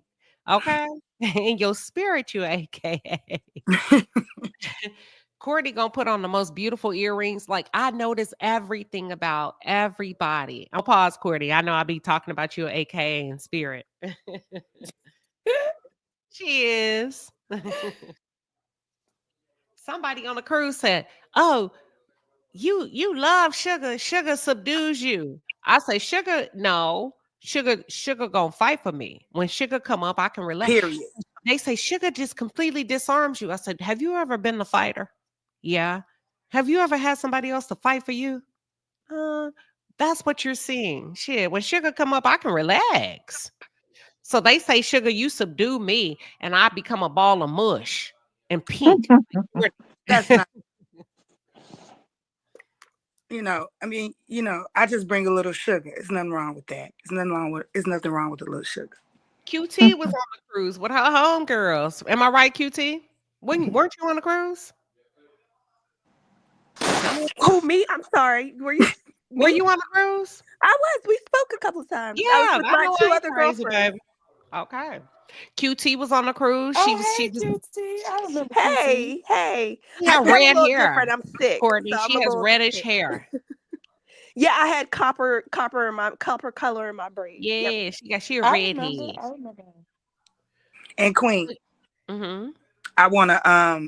I just want to give a shout out to our good sis Lala.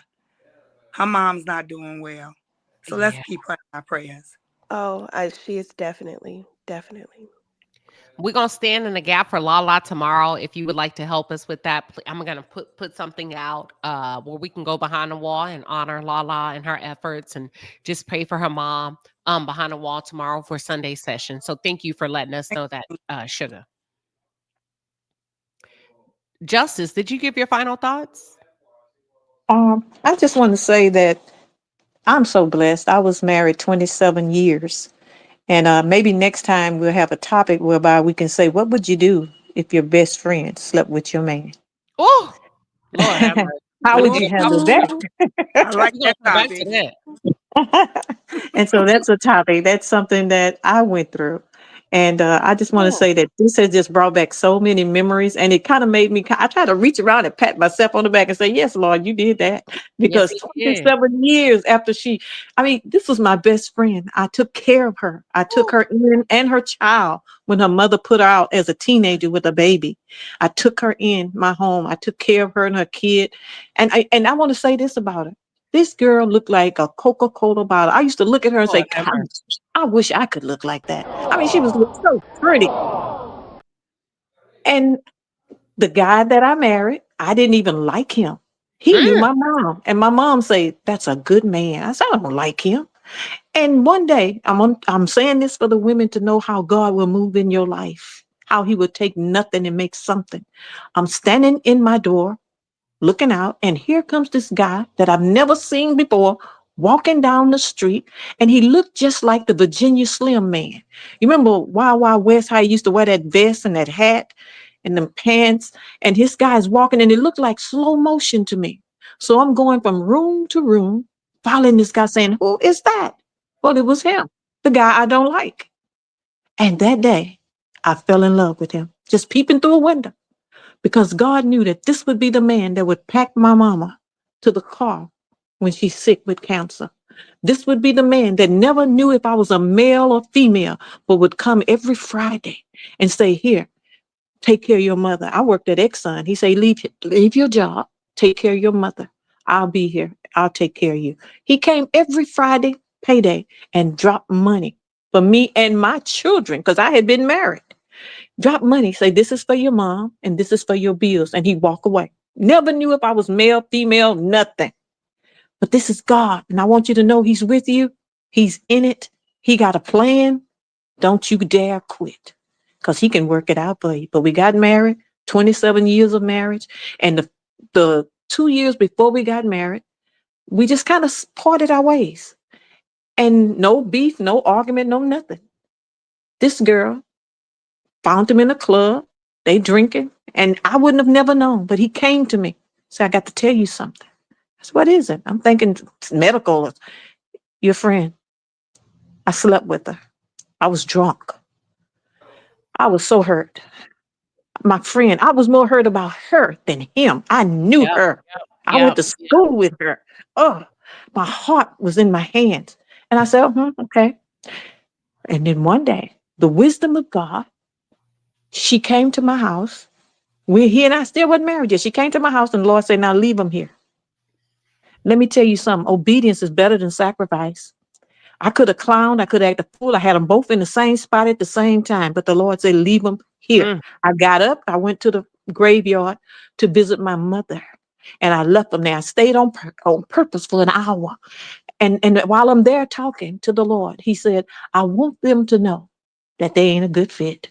I want her to know that he don't want her. So when I got back, they still sitting in the same spot in my house, sitting in the same spot. And I say, y'all okay? Yeah. She looked like somebody had just cut her throat. Yeah, we okay. He said, all is well. She got up, left. 2 years later, we got married. 27 years. He took care of my children like they were his own. My son tributed him when he died. And he laid in a coma. And when the doctor said, this is it.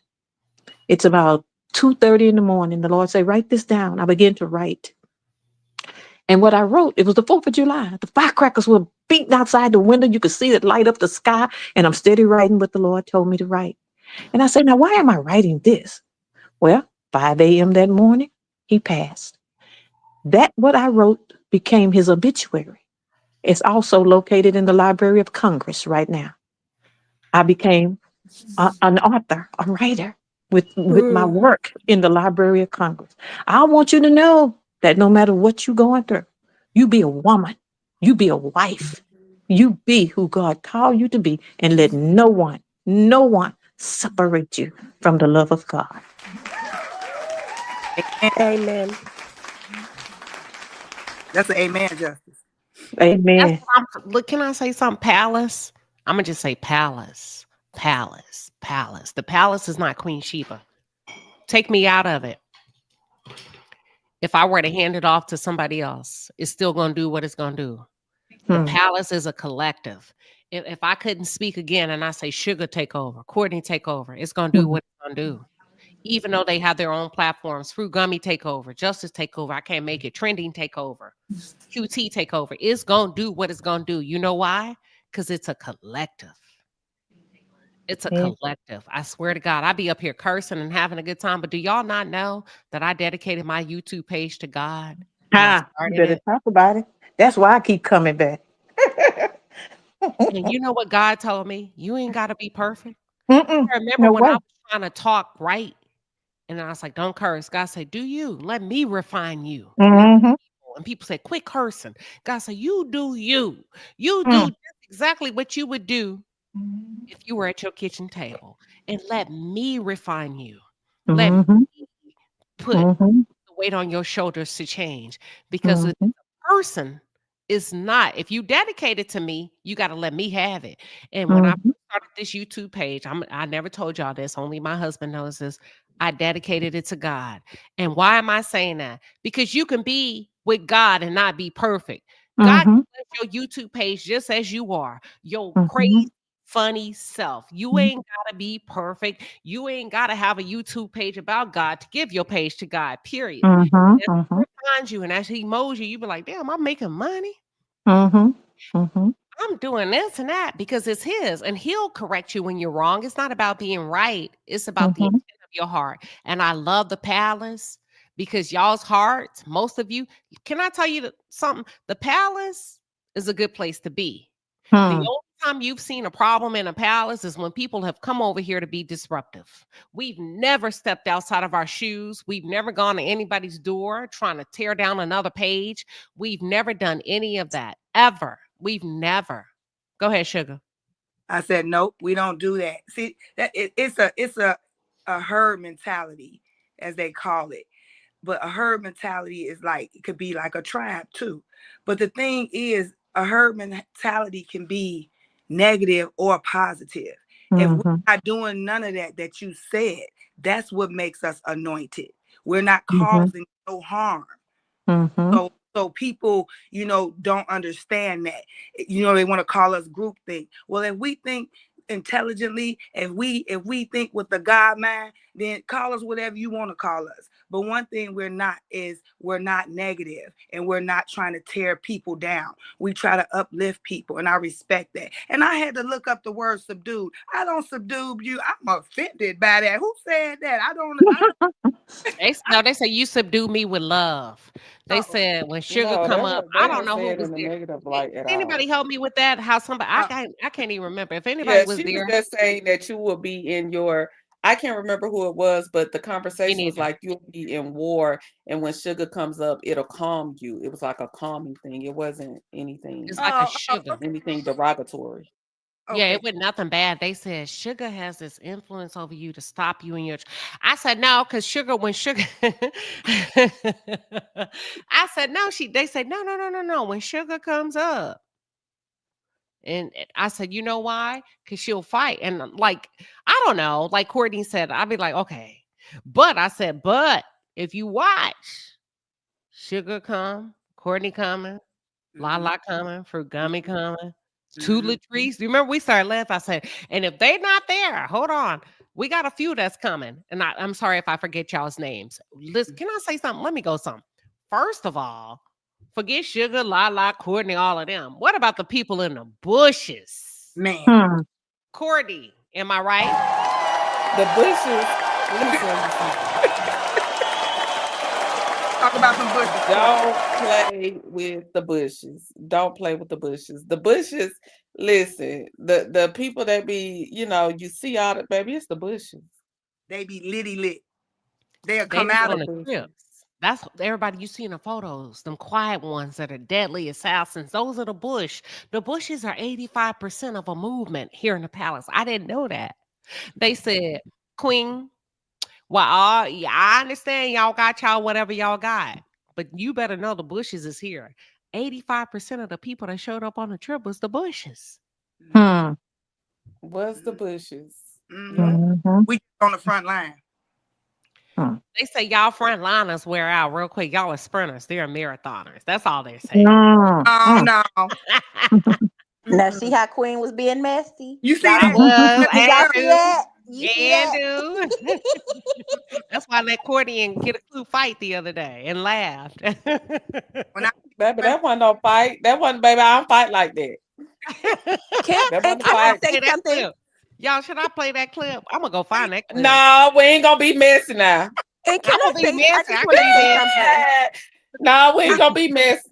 I want to say something about Miss Justice. Like, I sometimes feel like people get caught up on the cheating aspect.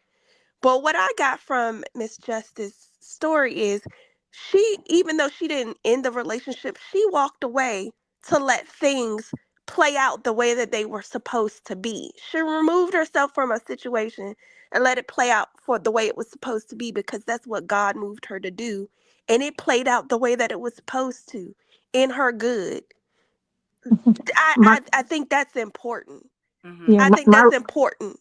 my retrospect on that situation, because I have a relationship with the Lord, and I talk to my Lord. What is that all about? What I mean, now don't get me wrong. We are spiritual beings in a flesh body, so we're gonna feel things, and not to mention Satan is real. He's gonna tell you things like, "Oh, you crazy? You're gonna leave her in your house with your man, and she done already slept with him." But see, I got to recognize whose I am. Yep. And who has authority over me. And if God got something for you, that's a prime example right there. What God got for you, can't nobody take it. And what God blesses, can't nobody curse it. Don't even worry about it. So he reflected to me that when you're in a situation and you don't know what to do nothing. Let him do it. Let him do it. And the queen said they call you a tribe and this and that. God say, man, judge the outer appearance. You look like a cult. You look like a tribe. You look like a group of mad women. But God say, I judge the heart. That's why he's here, because of the heart of the people that are here. And then Queen said, I'm not perfect. I curse. But let me tell you, God said it ain't what go come out your mouth that defile you, is what goes in your mouth. Yes. What are you taking in? What are you taking to heart? What are you living by? What are you swearing by? But stuff that come out is really a cleansing. Come on here now. I just want to say this is the place to be. Yeah, that's what I wanted to just Amen. bring that back to. Amen. That's what I wanted to bring that back to. That the message was she moved out of her own way to listen to something that was for her good, not that what was happening between them or all three of them. But sometimes you do have to move out of your own way to see what is for you. And things have been happening in my life going on the past 3 years since my husband's passing that I can only say has been for my good. Yeah. Even though It happened. I lost him, something else, and he was my protector. Something Yeah. else is now protecting me for my good. Like I could have been out of here, and I'm here. I walked away from a bad car accident, just as an aside. I walked away unscathed. There have been things moving in my life for my good, and I haven't had to step out of my own way, my own feelings to receive it. Amen. So I believe. Can I give my final thoughts before you be messy Yeah, queen? yeah, 'Cause I yeah, know yeah. you're I'm gonna so do it. sorry, Courtney. Go ahead. I'm so I sorry. know you gonna. I know you I'm gonna so do sorry. No, me too. No, I you be fine. taking Y'all Courtney fine. for granted. Listen, I take Courtney for granted on a panel because she's a queen in the city. So we have a lot of patience when it comes to just panel. And sometimes I'll forget, but I like how she jockeyed in. Go ahead, Courtney. Cause I'm about to leave. I'm about to leave for you be messy. You can't go nowhere. I'm gonna see you in a week or two. But okay, so hold on, let me stop the giggles. I just want to say I enjoyed everybody on the panel. I enjoyed this conversation today. I enjoyed that everybody stood 10 toes down on what they said. That's what it's all about on panels, staying 10 toes down on what you said. Especially when I said what I said Saturday, because we are all shaped by our experiences, our thought process. So, it is what it is. I also want to say I didn't get a chance to address something I said earlier. So I want to circle back around. I said earlier, I was saying that I don't date when I'm not financially stable. And somebody in the chat, I remember the name, but I ain't gonna go there. Somebody in the chat was like, "Oh, you must pay for everything." Please, I implore you all to watch the episode of Queening in the City. If you did not catch it, please do so and watch it. But there are certain things that are required of my partner. And if I am not fully complete as a woman, then it will be Amen. hypocritical of me to require something of someone when I am not fully operating at my highest self. So Thank when you. I require those things, I need to make sure that I am fully operating as Courtney needs to operate so I won't be a hypocrite. So no, I don't pay for nothing for a man. Okay. That's just me. Period. So what everybody Now else I do is do. Hold on, Courtney. Now that I'm married, now let me tell you what I say I'll pay for. If I want to go on a trip and I tell my husband I want to go, he's too slow, I'm gonna book it and I'll say, okay, I put the deposit down, but here's the balance. I mean, when I say nothing, like I'm not paying for no man. Like I'll pay for things if I want to pay for them, or if it's something I want to do for you, things like that. But I ain't paying for no man to say I got a man. I ain't doing it. Yeah, So I just wanted to be clear because y'all throw little jabs in that chat, baby. I see them, baby, because They I would have do. highlighted. They do. But They this ain't my say, chat. Courtney, you must pay for everything. And let me say this real quick. The palace is, I know we just landed. But we about to go back outside. We headed to girls' day off. Not even black girl. We finna do a spa treatment. We going to Arizona. We finna chill in our 92%. Thank you, Angelique. Thank you, Angelique Antonio, who's traveling with us. Thank you, Dr. Hicks. Thank you, Courtney, and Prince of Peace, everybody that has booked their trip to Arizona. We out here. We outside. And this is not a required trip. This is not the Palace annual trip, but we doing shit. We changing lives. We're making moves if you can afford it. And I'm so sad. I missed that one. why? No, QT. It's on the I can't even inbox me. Let me tell you how to access the information. I ain't gonna put that Okay. out publicly. You ain't missed it because it's in April. No, it's in May. We going in May. Right, y'all? I think we're going in May. It's May. It's May. Girl, we gonna be in our we've determined in the Palace.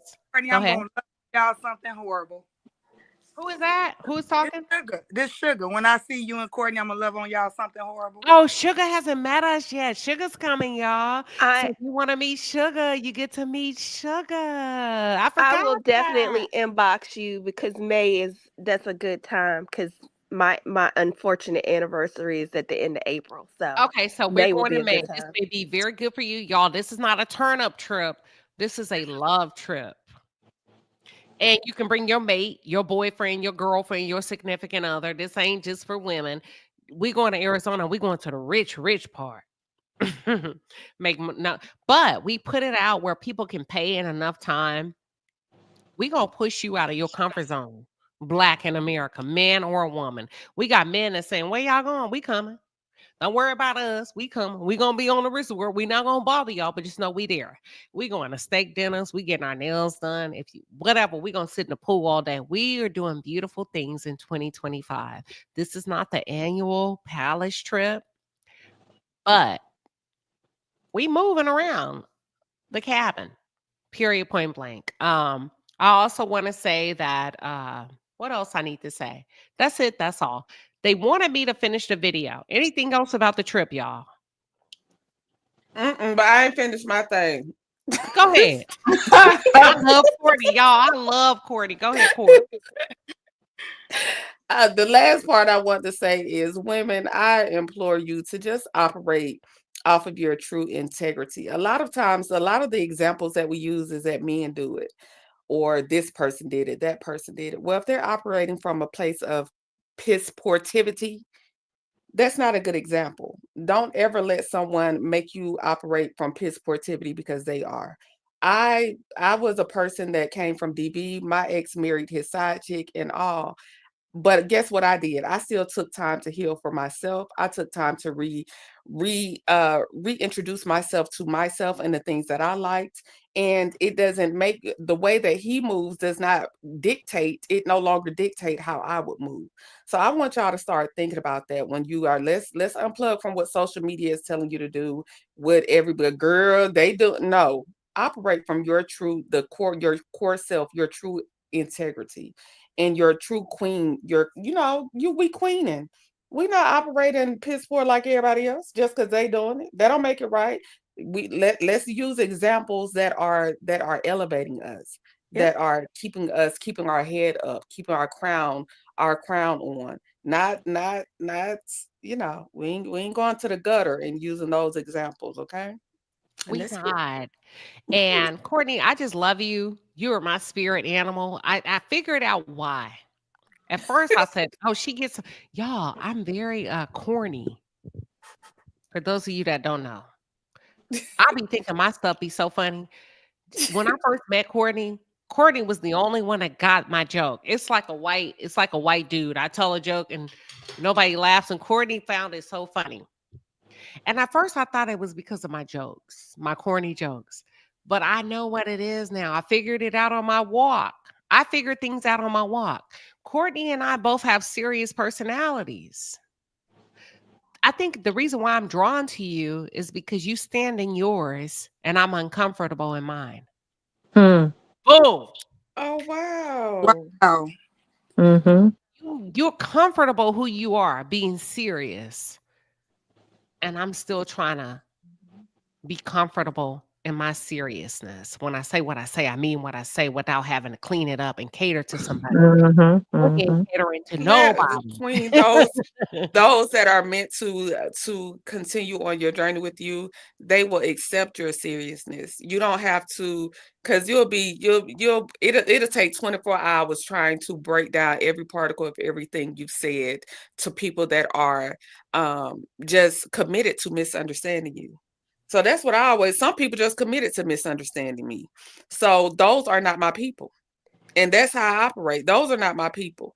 You want to be committed. And I'm going to say it. I'm going to double down on what I said. Listen, you're not for me and I'm not for you. And that's okay. And when you get to that point, it is what it is. Because I do have a serious, I'd be serious as fuck when I say what I say. I'm not playing with you. But then I'll make it right based on your personality. I'll clean it up. Courtney said what she said, and then I was like, it took me months to figure it out, almost a year. Because how long ago was that you laughed at my joke in Atlanta? That was a long time ago. That was a minute ago, but Queen, I was on the floor. It was funny to me. Wait, but but there is something in that because my husband was very serious, and I'm kind of jokey. And sometimes those opposites, you need each other to balance each other out. We often seek the energy that is missing in ourselves from other people. Um, and I've always been that way in my life. And like you said, who's for you. And I always say, I'm not everyone's cup of tea. Those people who are for me and want to rock with me and have me in their lives, they're going to be here. Those people who aren't, they're not going to be here. But I am drawn to people who kind of help me stretch and grow as a human being. They are people that I can learn from. They're not the same as I am. And I used to wonder about that too, but it's sometimes things that I admire in them that I don't have fully in myself, or I'm growing in myself. This is going to be controversial to some people, but I read this book this summer called Polysecure. It's talking about polyamory. Yes. But it Hold on. also, yes. Hold on. I like to pause, not because you're Oh, wrong. sorry. No, you're good. But I like the audience to, if we pause, they can take it in. Sorry. Polly, go ahead. So it's called Polysecure, and it's talking about polyamory, but it is also talking about the psychology of people, which I really appreciate it because it allows you to think about why do we as people, as human beings, do the things that we do, starting from your childhood, your attachment styles, things like that, why we're attracted to other people, both platonically and romantically. And it just was really insightful. But there was a part that really struck me talking about safe havens and secure bases. And to dumb it down, because it's more complex, a safe haven is usually for an emotional person, someone that you feel safe with emotionally. A secure base can be that too, but they also push you to grow. They challenge you. And I realized my husband was both for me. I picked people who are both, but there is different combinations. But a lot of my friendships and my marriage was someone who was a strong, secure base that could hold me down and make me feel secure, but challenge me to grow. And sometimes we meet those people, and maybe it's for a season and for a reason, and sometimes it's for a lifetime, but we are attracted to people for various reasons, and sometimes it's for what we're lacking in ourselves at a time, and that you can learn from and grow from. And I just wanted to add to that's a real thing. Thank you. That's good. That's good. May I add to that, Queen? Who is that, Justice? Yes, ma'am. Yep. I just want to say the Bible say iron sharpen iron. And what that means is that the iron in sweet sharpens the iron that's in the queen. In other words, God will give you a mirror of who you are to be, certain traits you are supposed to have that you haven't been perfected in yet, so that you can see what it looked like with the work that he has done in the other person. And that's why people are for seasons and reasons. They just in my life for a season. No, baby, it's bigger than that. They there for a reason as well. And whatever it is that you see in her, she's the mirror of what God wants to develop in you, so that you can stand on it and never back off of it because the pressure is too heavy for someone else. You're going to stand. And if they can't breathe, it's because they need to inhale. That's all I wanted to say about that. Thank you, Justice. Yes. So Angela said, what's the name of Justice's book? It's the Bible. Right, the good book. Girl, the Bible. She says Bible, the Bible. Hold on, let's pause. That was funny, Angela. Angela said, what's remember that book, the Bible, probably in your house, in your drawer, deep down in your closet. That was funny. But listen, I was talking to my friend, and I know she loves to stay in the background, always be cute. Queen, don't know the girl. Bye. I don't hide nobody I love. Period. Point blank, and that I trust. So I don't understand that. What was we talking about? Damn, I was about to go somewhere with this conversation. Give me a second. Oh, I was about to. Maybe God don't want me to tell it. Maybe God don't. Me and all you stayed on that phone for 3 hours. 3 hours, child. Girl, quit playing with me. She's my confidant. She prays for me. She checked on me. She respected my boundaries when my brother died. She's like, I ain't gonna check on you because I get the feeling. I know what time it is. Don't bother you, please, and thank you. And I did that too. I have everybody like, but some people were like, listen, I wanna say something, but I'm gonna stand back. Please stand back. I'll always be cute. We was talking about something that was so elevating and uplifting to this conversation. And I'm gonna take a breather. It was so good. I wanted to share it. She said, you already know I'm in the bushes. She always in the bushes. Listen, first of all, let's congratulate her daughter who just finished nursing school in the healthcare. Congratulations. How about that? Like I get family pictures. I feel so loved when y'all share your family photos with me. Period.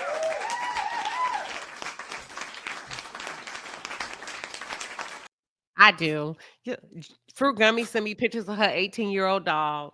I know. And keep him in your prayers, Queen. He has congestive heart failure. So oh no. He does. Yeah, he started coughing real bad. And so I'm just trying to get him to his 19th birthday in March, y'all. So pray for Fur Gummy.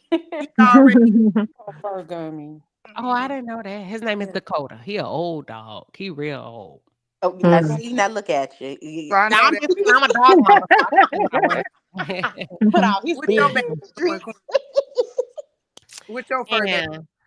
I cannot remember what Always Be Cute and I were talking about, but it was it was very positive, but it was very powerful. Very very powerful. And I was gonna share it, and maybe God don't want me to share it today, but when it comes back to me, I'm gonna jot it down and I'm gonna pause and I'm gonna see if anybody else wants to get in before I end the live. Actually, I'm gonna go to the next video because they want me to finish the video.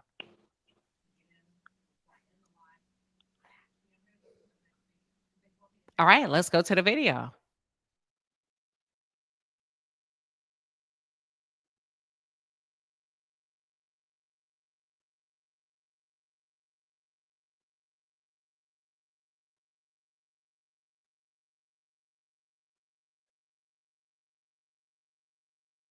No sound. I don't hear no sound. Y'all do. I don't hear no sound. No, I don't hear nothing. I thought it was me. Queen, she cooking. We can't hear her. Y'all couldn't hear her? No. I know you lying. No. I know you lying. We tried to tell you, Queen. Well, y'all gotta scream. Hold on. You ain't gonna hold on. Let me redo it. Hold on. Y'all, it's so good what she's saying. Hold on. Thank you, ladies. I just love y'all so much. And to anybody that has not made a trip, if you really want to get on the Arizona trip and you feel like Queen, I told my husband, let me tell y'all something. He said, all right, baby. For those of you that know him, he got a deep accent.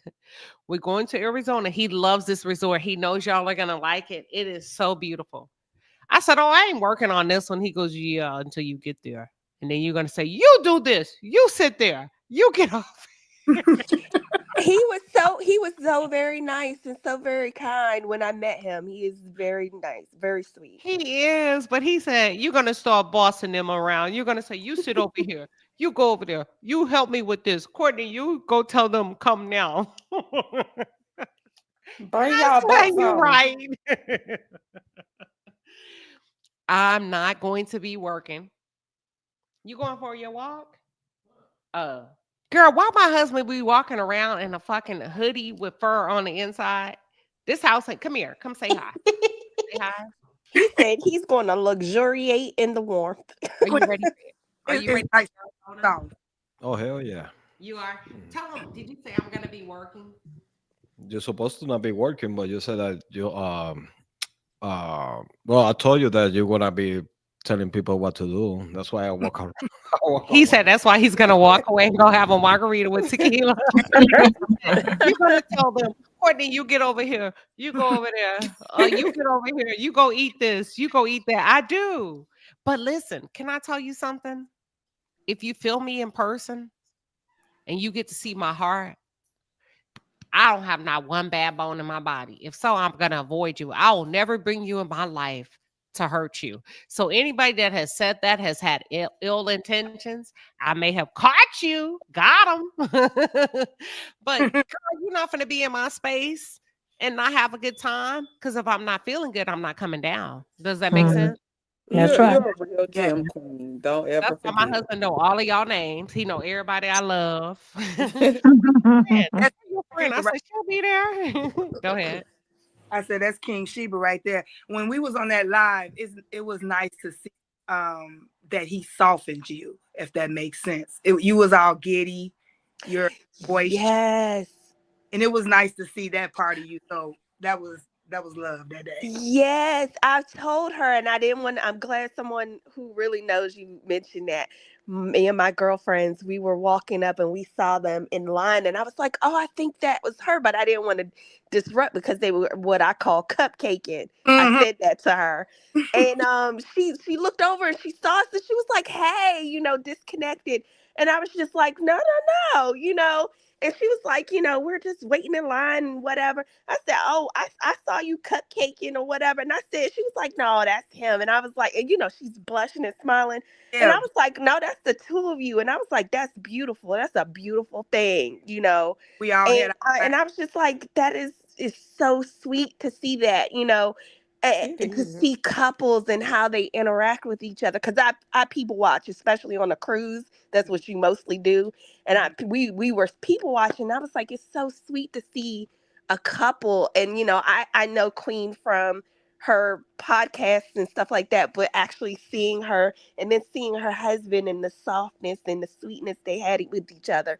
I was like, that's that warmed my heart to a degree. Because like I said, I'm a widow and I miss my husband terribly. But I was just like, that makes me hopeful. Love is still out here. Even but it's so beautiful seeing it with other people. It's beautiful. It's beautiful to see that he doesn't dim you in any way either. He did. Like Queen is, Queen gets all this attention. She has, the palace, and he doesn't try to get in front of you. He doesn't try to look at me. He lets you just be the queen that you are, and I just love that for you. Yes, it's beautiful. Yeah, You know what he told me, though, Cordy? He said, and y'all, this is a real transparent. What good am I if I don't share real moments? My husband, so we were on a cruise, we're having a good time, and he said, "I sad." So why you sad? Because they get to see what I see as a husband. They get to have all of you. And I want to hang out with you. I say, you're right there. He said, but they get to share my wife. But the thing is, it's sweet. That's sweet, but we don't get to see all of you. But you know what? The beautiful part of that is we don't get to see all of you. There's certain things that belong to him that we don't see, but we do get to see you the things that you are able to share with us. But there are things that are probably intrinsically you that only he gets to see, and rightfully so. But that's so sweet that he's like, I get to share you, but at the end, he's only sharing you for a little bit of time. You go right back. He gets you right back. So So to see you smiling and blushing like that on that live, I was like, we was all a little tipsy. We all had a little drinks and stuff. And I was like, we was on there for a long time too. But when he got on there, we was on there a long time. And it was love. That's why I'm like, how you come behind somebody's wall and report, look at Dark and Lovely said, oh, but how you come on somebody's live and report negativity about Black love and just women having a good time. And so my husband is very excited about Arizona because he's been to this resort. So now he can, let me tell you, y'all want a transparent moment? Yes, go ahead. All right, we're gonna end. I'm gonna play the video after this. I told him, let me tell you, this is me. I said, now listen, you are very nice. Well, I didn't say it in this tone. We're in a room on a cruise ship. I said, you can walk all the aunties back to their room. Okay. But my husband's like, he's listening. He's used to me. I said, but them young girls, I don't give a damn if they get drunk. You let them crawl back to their room. He said, no. I'm here. I'm going to walk everybody to their room. I said, oh, no, you're not. My husband is such an amazing guy. And it's crazy to me. My husband is such an amazing guy. Amazing. His mother brought him up with he's family. And like we went, like Trending said on her live, we went looking for Miss Beverly. And we didn't have to look for Aunt Debbie. I had to pull him away. He was gonna go say hi to Aunt Debbie. I said, leave her alone. She on her machine. But I said, you can only walk the old ladies to their room. Sorry, y'all, I love you. But them young girls, they'll find their way. He said, no, baby, you can't be that way. I said, no. But you wouldn't love him any other Fall way. out in the hallway. If you see them, you walk right past them. He said, I'm not gonna do that. But you I would wouldn't have love said him the any same other thing, way. Queen. You They'll wouldn't love find him a any way. other way, though. Because you wouldn't love him any other way if he was not a gentleman, though. That's true. And I can't stop him. You know about my husband's Latin. So he's machismo. You know, with a Latin man, you can't tell him what to do. At You all. know, You can I try. share with you? Can I share with you, Queen? So Yeah. when I was talking to you guys, because he was very warm, he was very nice. You know, they broke up, and I was like, oh, I interrupted their moment, but he was very nice, very welcoming to us or whatever. And he went to go give us a hug, and I was just like, I gave him my hand to shake, because out of respect, because I just don't randomly hug people's husbands.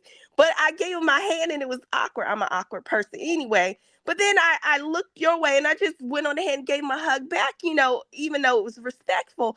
But I was just like, what am I supposed to do here? But I was Hug him like, back? it's so kind, though. He was so kind. And I gave him a respectful hug back. And then I just looked your way because I just wanted to be like, hey, respect. But he was just so welcoming and so sweet. And I was just like, when I walked away, I said, they are so cute together. And he was very nice. And I was like, the next time I see you, I was going to be like, I didn't know whether I should return the hug or not because I try to be respectful. But it was no big deal. But yeah, I was like, he was just very welcoming. Is the point? It was very Absolutely, you can. But it was so many women on the cruise, and I was making him help with everybody. And then I guess I got into like day 2 or 3. I said, okay, you can only help the old ladies now. He said, no. He said, babe. Oh, ladies, no, it was the handshake hug. It was the handshake hug. It was a respectful handshake hug. Can I say, Queen? QT, that's so weird. I swear I did the same thing. I did the awkward handshake with your husband, Queen. Now I had met a Steph's husband before, so I gave him the distance church hug. But I gave your husband the awkward handshake because I was like, I don't know yet. I did the handshake. Like, yeah, because I'm a hugger. That make you feel uncomfortable around their husbands? Not me. What the fuck are you here for if can't nobody talk to your husband? He's a part of the group. Have you ever been around some women that make you feel like, I'm looking this way, I'm gonna look down, baby, I'm gonna look? No, we not doing that. Because I've been in that situation before where you ain't, as a woman, I ain't did nothing, but I can feel your vibes where I can't talk, I can't walk. No, we're all, and until you show me differently or he shows me differently, and he hasn't. Right. I'm cool. Right. Hold on, Brooksy said, I know you lying. But it's just I don't know. Like, I love his stance on life. I like how he said, you can't employ me. And I'm like, I'm for real. And he said, no, you can't employ me to help one group of women and not help the other ones. I said, well, they know what they doing. Shit, they drunk. But the point is, it's a joke. But I love that for you. Let me take that back because they make 6-hour tapes on us from joking. No, but I love that for you. I love that for you. And I wish that for all women who want it or anyone who wants it, that they find the kind of love that they want and they need in their lives. It's a beautiful thing. May I And add, Queen, that there's a difference between a pair of pants and a man? And you got a man. That's the difference. He can hug, but he loved the Queen. absolutely. Hold on. And Trini, you spent the night in my house. I did, but on the day one cruise ship, that's when I did the awkward handshake. Yeah. That's true. That's true. But I understand, and most of us would. I would do this awkward with y'all. Hold on. Hold on. Look at Snatch by Diego says, listen, they gonna chop and screw that clip and make it look like he cheating, Queen. You already know. Here we go. In 5, That 4. ain't it. That wasn't what was happening over here. Please don't put us in that type of mess.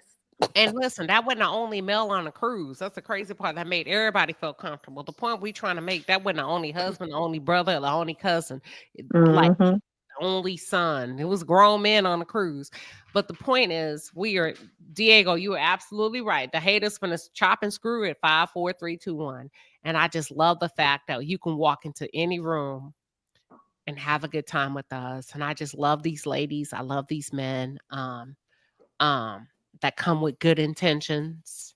That's it. That's all. But let me play the rest of this clip really quick, and then we're out of here. And if you don't want to stay, feel free not to. I'm just play it really quick because they ask.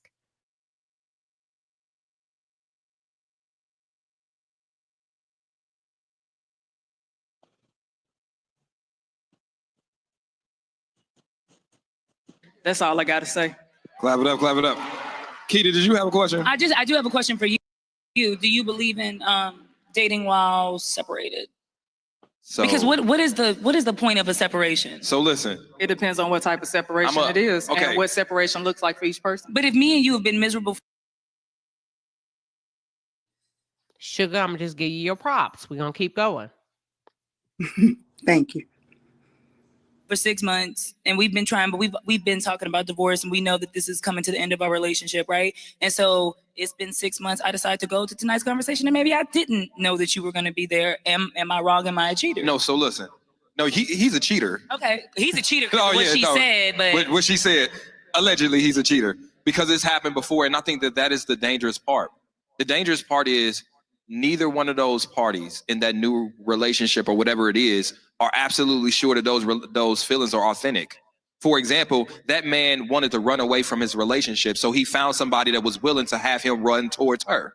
And then now that woman is getting the shades of a man that she never really saw. She liked him and met him when he was committed. So she got borrowed time, the good time. She didn't have to deal with the man that failed a little bit or was discouraged a little bit or had weaknesses. So now they get to really explore whether or not this is really gonna work out. And odds this are, date night sucks. This one, I'm not sucking your dick at all no, after this shit. Suck Like, his dick, you please. had your bitch come Suck here. his dick. Hey, listen, that's your man. Stand behind him. Please suck his dick tonight. This sucks. All right. What's your name? What's your question?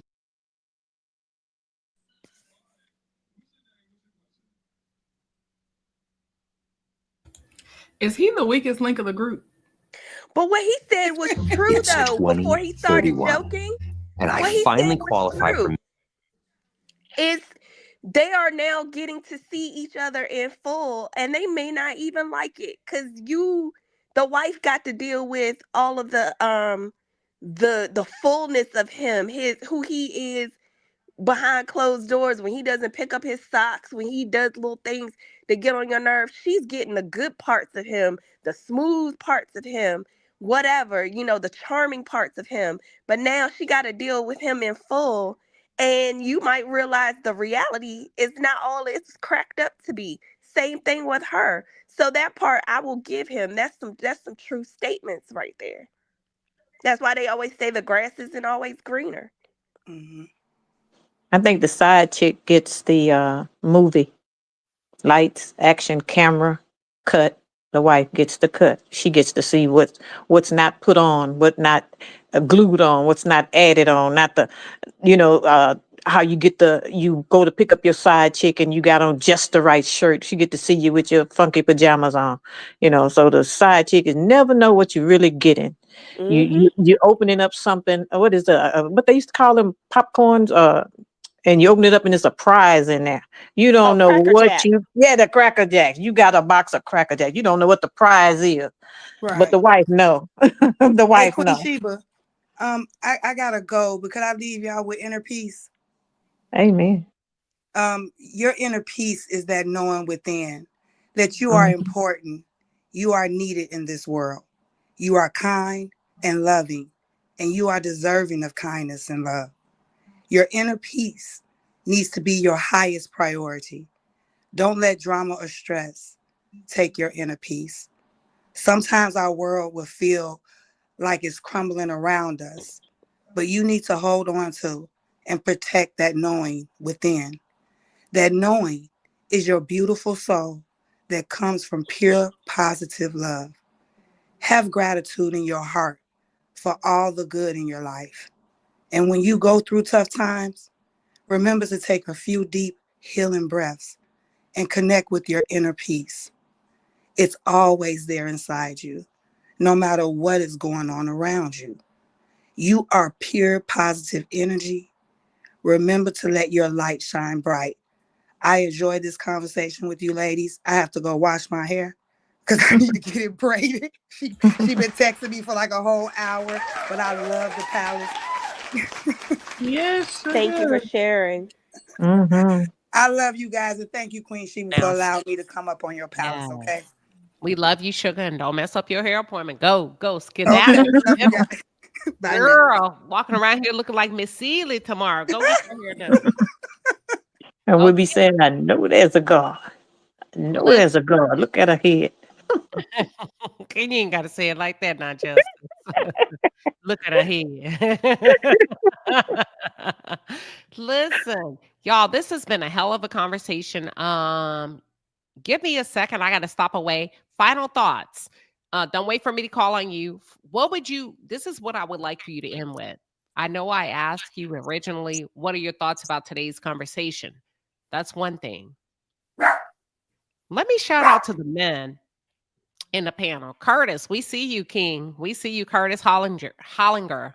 All things work together for I got what you're saying, and I agree. And there was another man in the channel today. Something TV. I saw you, King. Ladies, I'm gonna call on you one by one. Let's start with trending, Justice, QT, and kicking it with Courtney. What would you like? Don't wait on me. What would you like to leave the chat with today? Trending. Oh, keep up your boundaries and keep your integrity, and I don't know, like take away what you do from the conversation and let people hold the space that they hold for their life experiences, as Courtney said, because it is going to shape perception. So that's what I'll leave with. That's good. Am I next? You're next, Justice. You have to step away. Yeah. Okay. I want to leave the chat with one thing today. From 7/27/21, I buried my firstborn son, and today is the 11th. And I woke up this morning, and I'm pedaling off of trending, and with gratitude, Lord, thank you. Thank you for the loan of what you own. I said that to say that whatever you're going through, wherever you are, whether it be relationship, family, parental, so many people have been lost, that gratitude, that's what got me here. And this place, this is my first time really realizing. I've been here many times, but today, of all days, I'm here. And for a moment, total peace in the palace. And that is a true accomplishment to a mother that has laid her firstborn to rest on this anniversary day. And I thank each and every one of you. I really, really do. Because you've been a blessing to me just to be a part of you today. Amen. Thank you, Queen. Thank you, Justice. And Amen. I want to say this to you, Justice. I know you're a woman of faith, and so am I. Big time. Most people don't know how. I was raised and reverent in the Bible, baby. Folded upside down, inside out, period, and never departs from thee. Mm-mm. I didn't like the feeling of being perfect, and I was Mm-hmm. very perfect. Mm-hmm. That's why I reject a lot of people that come to my inbox expecting or having expectations of me, because it takes me to a place. Because if I take on the cloak or the Mm-hmm. cape of being perfect, that comes with me judging you. I used to be extremely judgmental of those. Mm-hmm. Mm-hmm. Gotta be when I put on that religious cape. So I know what that comes with, and a lot of you wouldn't be next to me. And I'm not talking about those on the panel. I'm talking about those of you in the chat. So in order for me to be open, I had to reject all of that and find my own way. So to Justice, I want to say thank you for being a woman of faith, but still being able to sit next to women and letting us be who we are. Thank you. You're so welcome, Queen. Amen. And I want to remind everybody that Jesus didn't come. He said, I didn't come for them that already have. I come for the lost. I come for them that and he said, when you throw a feast, since we're in the palace, when you throw a feast, don't invite them that's got it all together. Invite them that don't have a feast. And that's what this place is. We come broken, we come hurt, we come annoyed, frustrated, sick. And I don't have to curse, but I don't have to be worried about you cursing, because what's in you gonna come out. And as it come out, it's being replaced every time. And that's some things that you don't do that I do. And God is taking care of that too. So we are one in Christ. When we get that down, we can stop judging each other and stop figuring out, well, you do this and I don't do that. And what difference does it make? One God, one spirit. Thank you, Queen. Thank you. And that's why panels like this make a difference. I know you got some panels where, and I'm not talking about anybody in the love and marriage Mm-hmm. sector, Mm-hmm. but if you look, it's specific to age, specific age range and demographics. And I think one thing we've been able to do with the palace is kind of diversify the portfolio, the people and the panelists and the topics. So thank you. Thank you again. Mm-hmm. Yes, Let ma'am. me go to QT. Your final thoughts. What would you like to leave the audience with? To just piggyback off of, I'm still dealing with loss, and some of the things that I have learned is I'm a more spiritual person than religious person, and I have learned that my relationship with God is my relationship with God. Mm-hmm. Your relationship with God and how you speak to them, to him or whatever, is however you need to speak at that Mm-hmm. moment. Basically, don't let people tell you how you should feel. If you're going through a time of grieving, whatever that grief is in your life, you feel it. Your feelings are valid. You move through it. You have that relationship with God. You cry, you scream, you do what you need to do to move Mm-hmm. forward and become better on the other side. Sometimes we have to give ourselves grace and the time to heal, and you're always a work in progress. That's right. So allow yourself that time to progress, to work, to move through whatever it is that you're going through at this time to get to the other side of being better. We're not perfect, Mm-mm. and we shouldn't strive for that. But Mm-mm. every day, every little moment that you move forward, it is a good thing. It's progress. However Mm-hmm. that looks for you, not for other people, but for you. Mm-hmm. Amen. Also, I wanted to say, and I say this all the time to people because of loss, tell people that you love them, whether Mm-hmm. that's your friend, a significant other, family member, whatever it is. Tell them what they mean to you, just randomly if you have to, but tell them so that there's nothing left unsaid when they're no longer here. Mm-hmm. It could also be that that relationship ended, but you have said what you needed to say to them so that it has been clear this is what we have meant to each other. And it also it helps you also when you have to move forward and heal, that you said there was nothing left unsaid. Just kind of live your life in a way that is best for you, that is going to help you be your best self. And yeah, I hope, especially for women, because I feel like sometimes we are judged so harshly in this world that we are not allowed to be soft enough to deal with ourselves. Like we've had to be hard to take care of ourselves, to be independent. That sometimes we don't, and we take care of others so much that sometimes we don't give ourselves the break and the grace and the space to take care of ourselves until it's too late.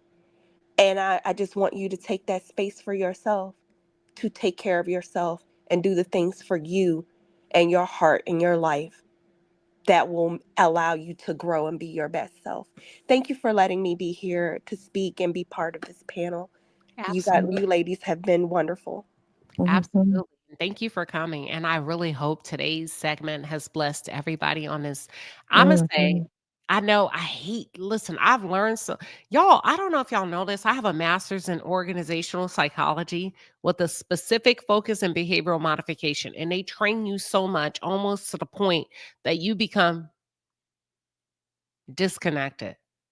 You don't want to assume somebody's feeling something. You don't want to project your positive or negative feelings on somebody. So what I was going to say, I hope this beautiful Saturday you're all enjoying. But in the world of psychology, they would say, don't say beautiful because you don't know if it's beautiful for them. I'm going to say beautiful. Shit. I hope Amen. it's Beautiful. beautiful Saturday. And if it Beautiful. wasn't, I hope it is now by way of conversation. Mhm. Kicking it with Courtney. What would you like to leave the audience with? Well, I kind of closed out earlier with my final thoughts. I'm going to leave the audience with Dusty. You escaped one today because I see you on this thumbnail. So she escaped one today, but we'll round it back up to her another day. And I want to say, Queen, you always throw me a rose, so I hope that I can always give you a bouquet. I just want to let you know that you are such a light to so many women, including myself. I try to always let you know how appreciative I am for you, and how you've shown up in my life. You've never tried to change anything about me, the way I talk, the way I do this, walk, nothing. You've always just let me be authentically me. You've always made me feel seen and heard, and I, from my heart, appreciate that. Um, and I just appreciate how you always show up so loving. You always show up, number one. You always show up. You show up so loving to those around you. And I hope that this year, 2025, brings you all of your heart's desires. I hope that in 2025 that you can really feel the love and the impact that you have on others, because it's magnificent. Don't change anything about yourself, your quirks, your corny jokes, because they're funny to me. Your corny jokes. Hey, funny Don't to me change your too. seriousness. Don't change like anything about who you are except for those things that you want to elevate within yourself. You are perfectly imperfect, as we all are. And I just thank you. You have, even the Austin trip, I think, was a trip that changed my perspective on women and friendships, like from what I've received in my life. And I have been able to watch those friendships blossom and grow. And I just owe so much to you for that, for what you have been this last year in my life. I thank you. I appreciate you. And I just want you to always receive your flowers. Like, don't ever leave this panel with, you get all the rah-rah and everything else. Don't ever leave this panel without knowing how special you are, how loved you are, and how appreciated you are. And I love y'all back, and I love you back more. I always say more. I love you more, and I love you, and I'm so honored to have each and every one of you as friends and sisters and panelists and subscribers and members. And I mean that from the bottom of my heart. Am I perfect? No. If you bother me, I will fuck you up. I'm for real. I will. But I also can come down from that and assess where I went wrong and leave room for forgiveness and opportunity for a conversation if you're wanting to have one. I don't believe in making up stuff about people. I don't believe in attacking people's families, people's children, people's brothers, sisters, mothers, fathers. But if you come for mine, I'm coming for yours, and I will lay you out. I will lay you out, and then I will think about other ways to lay you out, and not in a bad way, right? But because I believe there's rules to engagement. And I appreciate each and every one of you that respect each other as human beings, and you keep it to the panel or you keep it to the beef without extending it further to people's children, to people's mothers, to people this and that. And I also appreciate people that don't put their emotional needs on other people, and people that don't try to pressure people or crucify people to validate them emotionally. That's your job. Mm-hmm. Your job to find yourself, to cater to you. And I do my work and you do your work, and we come together and we make magic. We make beauty, we make friendship, we make love, we make marriage, whatever it is you're trying to do with the people in the world. That's it. That's all. I'm blessed. Every day God fulfills me. I have to find him. I have to seek him to say, what are we doing with this, the palace? What are we doing with tonight's conversation? And he's saying, go and be like a child. Go. And when I reel you in, I'll reel you in. But you cannot get the play-by-play from me because I am God and you're not. That's right. I give you the rundown, then I make you the God and I become the child. So I'm learning in real time and I'm enjoying it. And sometimes it's uncomfortable. It does not eliminate me from attack. It does not eliminate me from slander, from lies. I've heard so many lies told about me. I've heard so many slanderous things said about not only just me, other content creators that have befriended me. Hell, some people say some people just friends with me because they're a people pleaser. And I'm like, well, was she a people pleaser when she was on your Preach. Preach. Wait a minute. Shit gotta work both ways. Cause I'm not in business with trending. I'll use trending as an example. We don't have any collaboration. She's not on Queen in the City. How do you formulate that? So what was she when she was over there before she decided to? That sometimes y'all gotta stop. And if you're here to be a content creator, stop looking for therapy. Stop doing stuff that is just crazy outside of content creation. You sound crazy. You look crazy. And guess what? Nobody's going to tell you. Because can I be honest with you? The people that told you, you mad about it. You quit calling them. You deem them a hater. You put every negative connotation, but YouTube is a place for entertainment. But people that love you going to say, hey, listen, now you're looking like a jackass. Stop it. And when people allow you to go that far, men, women, child, on YouTube, you are a source of entertainment under the guise of friendship. People that really love you, it's going to say, hey, hold on now. If you ask them, no. If you ask them, you need to be open. What good is a village that you pray for that you don't listen to and respect and honor and reverence? I've never understood that. What am I here for if you don't want to hear me? Oh, well, you the only one that told me this. Good. The rest of them scared of you. They want to see you act a fool. You're a source of entertainment. But the point I'm trying to make is thank you, ladies, for being yourself.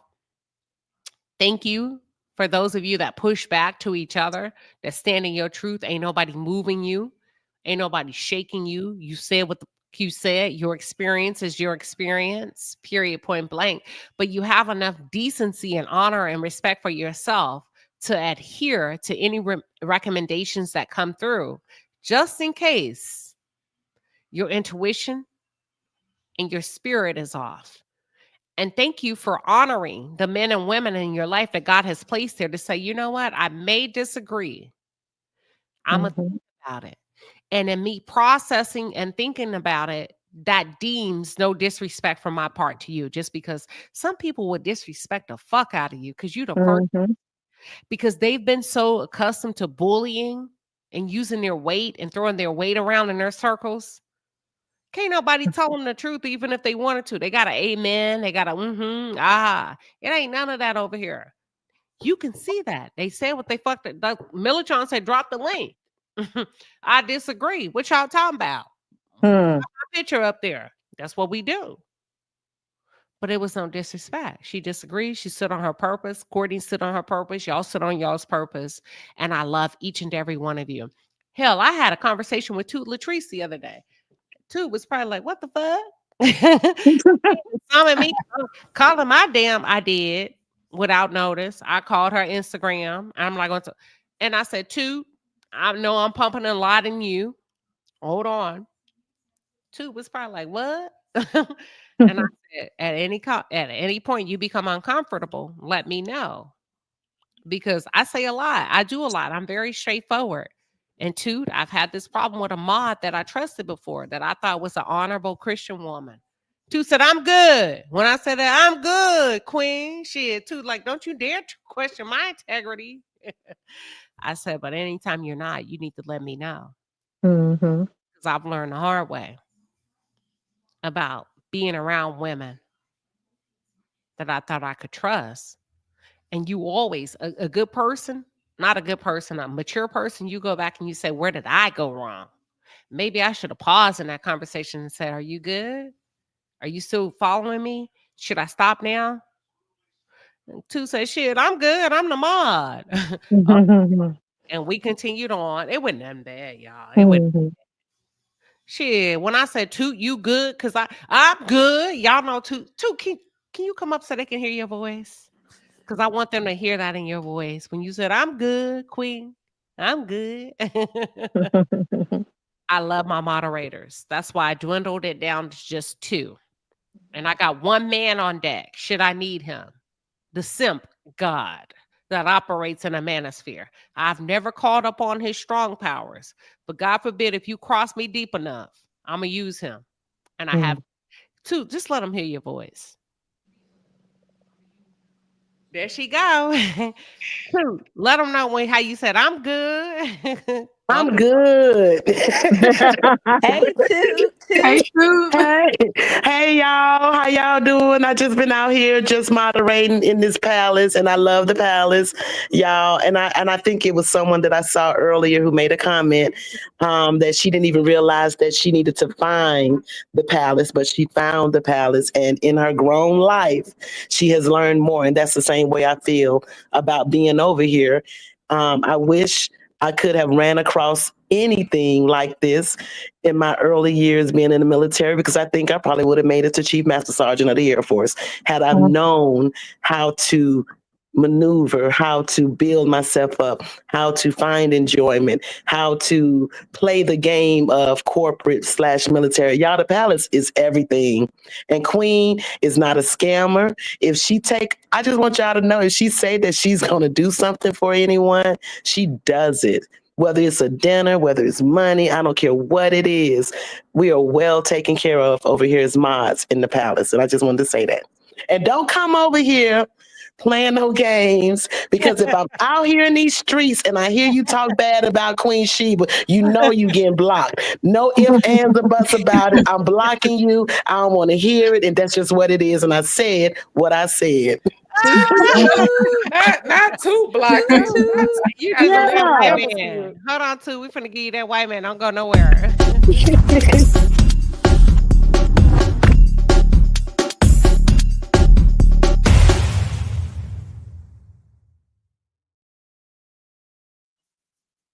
Listen, I'm a lot of my mods. I got 2 main mods, man. Y'all remember that time we took up a collect Miss Wanda? Let's talk real quick, girl, because you can call me every bitch and hoe, and you said, Queen Sheba, tell that bitch to give me my money. Bitch, what money? It went to my moderators, bitch. As soon as you said you didn't want it, ain't no more money. I gave it to my moderators. She sure did, and we did good too, y'all. And we ate good. And you also did a donation for the palace to Dr. Shanita as well. Yes, we did. For almost $4,000. I thought it was funny, Queen, that she said that she didn't want the damn money, but then 3-4 days later, she said, where my money? I'm like, you were supposed to come to the palace to get your money. Why you over there talking mess and you never showed up to get it? So her friends ain't shit, because I'd have been like, bitch, you better go get that money. Girl, if you don't want to give it to me, we finna go out to eat. Baby, I would have took that. I would have snatched that money so quick. And guess what? She didn't want it, and I divided it between my actually 3 ways, because I gave the sim god some money. Not a lot, as much as the girls, because they're full-time. Moderation is not a paid job, it's a volunteer job. So if I think in 2025 I'm gonna need a 3rd mod, Toot, how you feel about that? Do I need a third mod? I'm gonna be your mod, Queen. I feel you need a third mod, and I think Alf will be good because if you bring my enemy up here to mod with me, we gonna have some problems. We'll probably be arguing in the chat. Who is your enemy? I need a third You know mod. who my enemy? You know that little gangster princess who cussed me out. You know who my enemy is. I might loan you Alf, Queen. I might. I ain't gonna steal Alf. I don't know. Cause I don't want you stealing Toot or Linda. I ain't stealing, but I did. I'm gonna go ahead and don't go for 41 fit either. Let me go. I might. Nah, Alpha good mod though. I ain't even gonna lie. We need her to come. No, Alpha good mod. That's why I threw Alf name in there because hey, Alf, I'm sorry, but get on up here. Next time, have a meeting with me before you throw Alf in there. I ain't gonna mess with I work for the Palace. No, I'm just playing. No, I ain't gonna hold Alf no opportunity because listen, I ain't gonna mess Alf with her. Alf goes above and beyond. Alf inboxes me after every show. She inboxes me my numbers, what she took away from. Like Alf is a good mod. Dude, get your and I butt wouldn't back even up hold here. her up from the Palace because I can't pay her with Palace. Two, drop down. Two, get your butt back up here. But let's go ahead, Courtney. See, that's what I mean. That's why I need a third mod. You see how my mods do what the hell they want? and Linda Gamble. I'm be the mod. I'm gonna stop my page and I'm come over here and mod in the Palace. I ain't gonna steal Alf, but I want to, but I ain't. No, I ain't gonna hold Alf back now. If Alf wanna, I ain't gonna do it because I don't like your voice time. No, Queen, I'm sorry. I would not stop Alf from any opportunity. You gotta let people grow. You gotta let them spread their wings if they want to. I ain't gonna do that. I just spit out all my coffee laughing at Hi, I'm Liv because she said I'm realizing I'm too deep in these YouTube streets because she swore that she just saw me in another live. Yes. Why are you calling me out, girl? We already know what it was. I know where you are too. If you feel like the Palace is looking for one more mod for 2025. Don't put it in the chat. Let me see who follows instructions. Queen, why you keep ignoring me? I keep saying I want to be the mod. You're a content creator. I ain't doing that shit no more. I knew you were gonna say that. I just wanted to hear you say it out loud. They didn't turn against me. Shit. When I let no, ma'am, Miss Pam. I knew you were gonna say that. I just wanted to make sure you were sticking to your boundaries. No, ma'am, Inez. Inez talking about me too. No, ma'am. What Inez talking about? Look, y'all from snitching folks in the Palace. I removed my recommendation of Alf. Okay, why you remove your recommendation of Alf? Don't let Courtney. No, she's about to Alf telling on her in the chat. Okay, I see what you said. Yeah. Go ahead and remove your. No, Alf. I recommend Alf. I really do. No, I ain't gonna take it. Courtney, let me tell you something. I have 4 mods, but you finna go big. You got 2. You got network specialists. I got 4 in total. That's what I'm saying. How the hell you get 4 and I got 2? I don't know why you got 2. You better up the mods. I'm gonna get 1 more for 2025, and we have my mods. Listen now, tell them when I call you unexpected. Yep. Yep. So be ready. Queen. I was out with my neighbor. I'm sorry, hold on, Toot. I got something to tell you. I tell my mods my deepest, darkest thoughts, and that's why I was so. Y'all, that betrayed my heart, y'all. Because I be trusting people, but I learned a big lesson. So, Toot, I be like, hey, Linda Gamble, I don't need to call. Linda calls me. Toot told me, Queen, Linda was the ex-sheriff. I meant to say retired sheriff. She's retired sheriff. They get steak dinners over here in the Palace, Alf. Listen now. Crab balls, crab legs, lobster, whatever we want, baby. Don't we eat? We eat, baby. We eat. Over here, Al. We eat. I ain't there yet. Okay. We eat. Now, one thing about my mom, they finna eat now. Now look, if you let me feed you, I'm gonna feed. I like food. Now we may not all. It depends on how we do in the Palace. But my mom's finna get. What you want to eat this weekend? Queen, I want some crab legs. But there you go. Boom, boom, boom. But you know why? We can do that on the behalf of the Palace. Right. On the behalf of the Palace. I could not. When I say I can't carry, I don't see how content creators sit there and carry. I can't carry it on my own. I need my subscribers. I need my people that tune in to help me. So I'm always giving praise to those of you that are tuned in. And that's why I wish Miss Wonder would have took her money. Girl, we wouldn't hate on you. I know you came back and called me every bitch and hoe, but you stupid. You should have took that money. Because we really Hey, would get your food truck up. And the rest that you got from getting it up, that would have been in your pocket. Well, nobody hating on you. We was really trying to that's right. put the That's mods right. at it. But too. Sure did. And I ate at the fish market too, Miss Wanda. You know the fish market down there on 6th Avenue South? You I got sure Miss did. Wanda money. I sure did, baby. Me, my aunt, my husband, we all ate off that, baby. And I'm talking about appetizers, dessert, and an entree. What 2 did you days. order to? Tell us what you got. I ordered the trout almondine. I ordered the crab claws. I ordered the Greek salad. I also had we also had fried oysters. We also had y'all, and if you all don't know about the fish market, it's it's an iconic restaurant here in the Birmingham area for seafood. And we ate. I think we had 2 orders of crab claws. They're fried crab claws because they're so good. And I had the shrimp nachos. Yes, baby, we ate. We ate. And with my moderators, I like to give an experience. I like to force you out. People say, pay me. No, I prefer not to. I want to push you into an experience and say, here's your, you have reservations or you make your own but they're waiting for you based on this, da, da, da, da. And like Tu said, we had 2 orders of crab claws. I love food. I like people to eat food. Because you know why? In the Bible, when the kings needed change, what did they do? They hosted a feast. They hosted feast. Right. And anything you give for whatever reason that Queen says that she's taking up any type of donations, it is done. It is finished. You do not have to question whether or not that money is going into Queen's pocket for her bills or for whatever. You do not have to worry at all. I promise you all, it goes to where she says it's going. Even Aunt Debbie, I'm sure, if she's she's not in the live, she can attest to that because we provided food after her surgery. We help a lot of people here in the palace, and they get what we promised that they're gonna get. Thank you, Queen, for that. I appreciate that too. And thank you, y'all. Can I tell you something? There's been some times I've raised so much money. I remember the time I was raising money in the summer.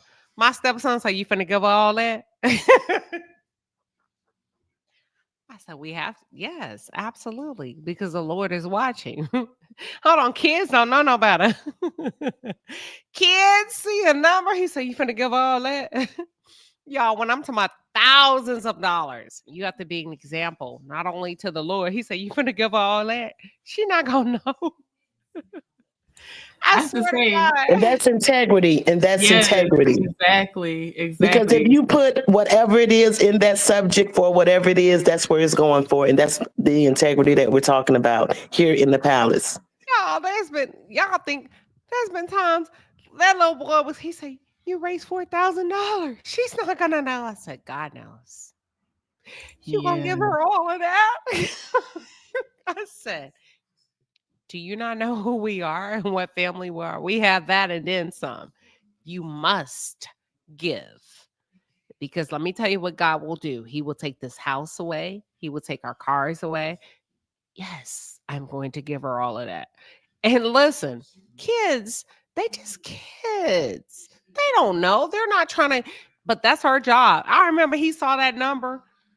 He was wowed by a number that we brought in as the palace. You get that shit away. It's not yours. Now, there was one time, and I told Aunt Debbie this. There was one time that after we took up it wasn't even specific to Aunt Debbie. It was just a palace taking up her, right?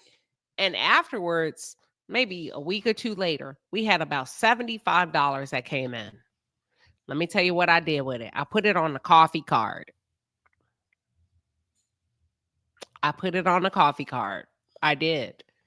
And I kept reloading every time the coffee card would go 0 balance. Oh, they don't know what that means. But those of you that know what that means, you know what I'm talking about. Got you trending. Okay.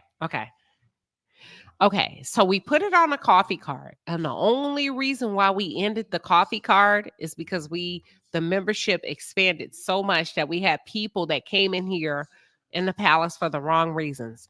But the palace used to be able to get free coffee from Starbucks on Wednesdays. We're going to restart that up, but we have to, we're going to change the membership levels. That's it. That's all. 2, thank you. I appreciate you and Linda. We appreciate you, Queen. Thank you for allowing us to be your mods. Thank you. And don't leave me. I'm right here. We ain't going nowhere. I ain't going nowhere. I trust you for life.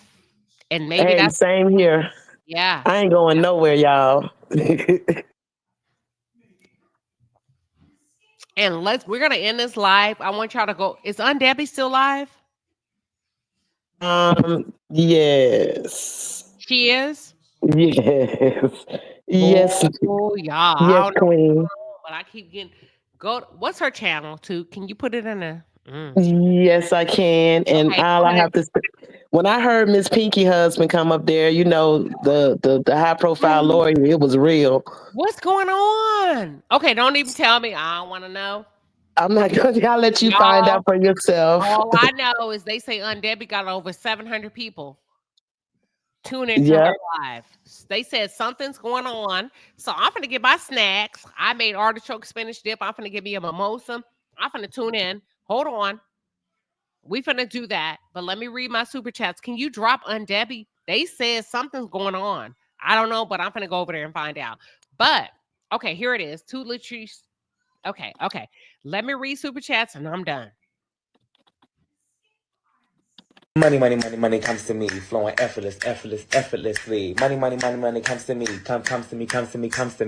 Money, money, money, money comes to me, flowing effortlessly. Money, money, money, money, money, money, money, money comes to me. Money, money, money, money. Yes, I love it. Flowing effortlessly. Peace, love, and prayers with a 5 piece and a pepper comes through. She said, where's the honor and the commitment? Spoken before God and witnesses. So you separate yourself from the spoken vows and the actions of the promises. I agree, Queen. How I See It TV says, what a 5 piece and a pepper says, some states have a cooling off period where even after divorce is filed, you have to wait before it's final. California have to wait 6 months. You know why? Because your heart is so tender. Angelique Antonio. Ooh, I can't wait to see you in Arizona, girl, on the resort. Girl, we finna eat truffle fries. We're finna have champagne. But anyway, with a 5 piece and a pepper, she says, how about you get a legal separation before you start dating? How about you get some therapy before you start dating again? I agree. Curtis Hollinger says if a couple is legally separated, they are still considered married and should not date anyone else as it would be considered adultery. I agree, Curtis. And thank you. Constance Covington with a 10 piece and a pepper says, came in late, working like the boss, Queen Sheba that I am, since 6 a.m. so I can catch the replay. Love you, Queen Sheba in the palace. And we love you, Constance. And we hope that you are having a lovely Saturday. The poetry den says, I need to join the palace after this. My kind of conversation. Yes, please do. But go to the upper membership. Because, girl, we be taking trips. We be catching flights and not feelings. We be loving on each other, drinking bonbons and cocktails and eating raw, oysters by the pool. Noonie says, what do you do when your cousin sleeps with your husband and is now married to him? And they have kids, making all of our kids. Oh, I don't know. QT, what are your thoughts? Justice, what are your thoughts? I say, forgive them, for they know not what they do. The book I read say, whatsoever. And when whatsoever means whatsoever a man soweth, that shall he reap. See, Thank you, see, Justice. that's Continue. wisdom. That's the restraint I don't have because I was about to. I had to stop myself because I was about to be like, I would probably be in jail. I'm not gonna lie. My first reaction would I would be in jail. Mm. Well, restraint comes from being broken. I buried my mother. I buried my father, who was never there for me. But I honor God more than I dishonor him.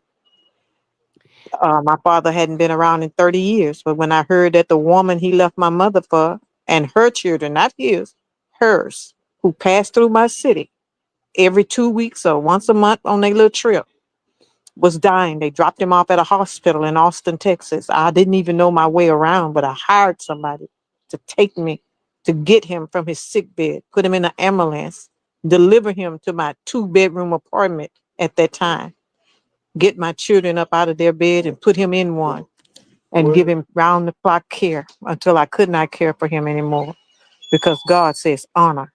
You got to make a decision who Mm-mm. you love more. Who do you love more? We Your assume. I vanity? think. Hold on, Justice. Hmm. Don't assume everybody's a Christian. Oh no, no, I'm not. I'm just speaking for me here. I'm not speaking for anyone else, but Okay. I'm saying that you can. It's nothing you can't do in Christ. Nothing. Nothing. But you gotta Well, want to. Well, Miss Justice, I'll share with you. My dad was not in my life either, and I'm currently the contact for him. He is in Mm-hmm. a health facility, and my sisters really don't want anything to do with him, and I understand, and that's Mm-hmm. why I'm the primary point of Mm-hmm. contact. Make sure that he gets the care that he needs and everything, because I when that I get that call. I just want to make sure that I have done what I needed to do and get the closure Mm-hmm. that I need to have, and that he was well taken care of despite of. And I know that that's not something that everyone can do. I mean, Yeah. there have been times that I wasn't sure I could do it because Mm-hmm. there have been times that I have been angry. I'm Yeah. gonna say this: I have been angry with God because I felt like I literally said, "God, you took the wrong man from me. You took the wrong man from me." Mm-hmm. And then I had to realize, over time in therapy, things do happen the way that they do. But sometimes I Mm-hmm. still feel that in my heart, like the wrong man was taken from me. But Mm-hmm. I still do what I need to do for my heart so that when he is now gone from this earth, I know that I did what I needed to do Mm-hmm. to What I'm make sure saying that is, he was taken Pause. care They're of. saying no one is talking. Can y'all hear the ladies talking? Hold on. Can y'all? Can somebody let me know? Let's wait. Because I think I can hear them. Okay, everybody can hear them. Okay, keep going, yeah, ladies. Okay. what I'm I saying, was just saying I that's what I chose to do, and I know that mm-hmm. that's not easy for everyone to do, but It's not. because I'm in that stage in my life also where I just was like, you know what, I'm working through a lot of things, and at the end of the day, I need to be in a place where I have no regrets, that I Mm-hmm. have no questions about who I am as a person, and whether or not my dad did right by me. I am going to do my best by him and make sure that he is taken care of and that he will be put to rest. And then I will move on. Yeah. I'm just saying that we all have a choice Yeah. because we're free will agents. We're Yep. not commanded to serve. We're not commanded to believe. We're not even commanded to have faith. We just instructed that without faith, you can't please him. We're not commanded to honor his word, but he's saying obedience is better than sacrifice. So we all If are you are moral. a believer, because my Yeah. channel is open, even though I Hmm. am, hold on, even though I am, I encourage my believers not to steer away from what you believe, but if Hmm. you were challenged to deliver a message, this is not specific to justice. This is Mm-mm. also specific to me.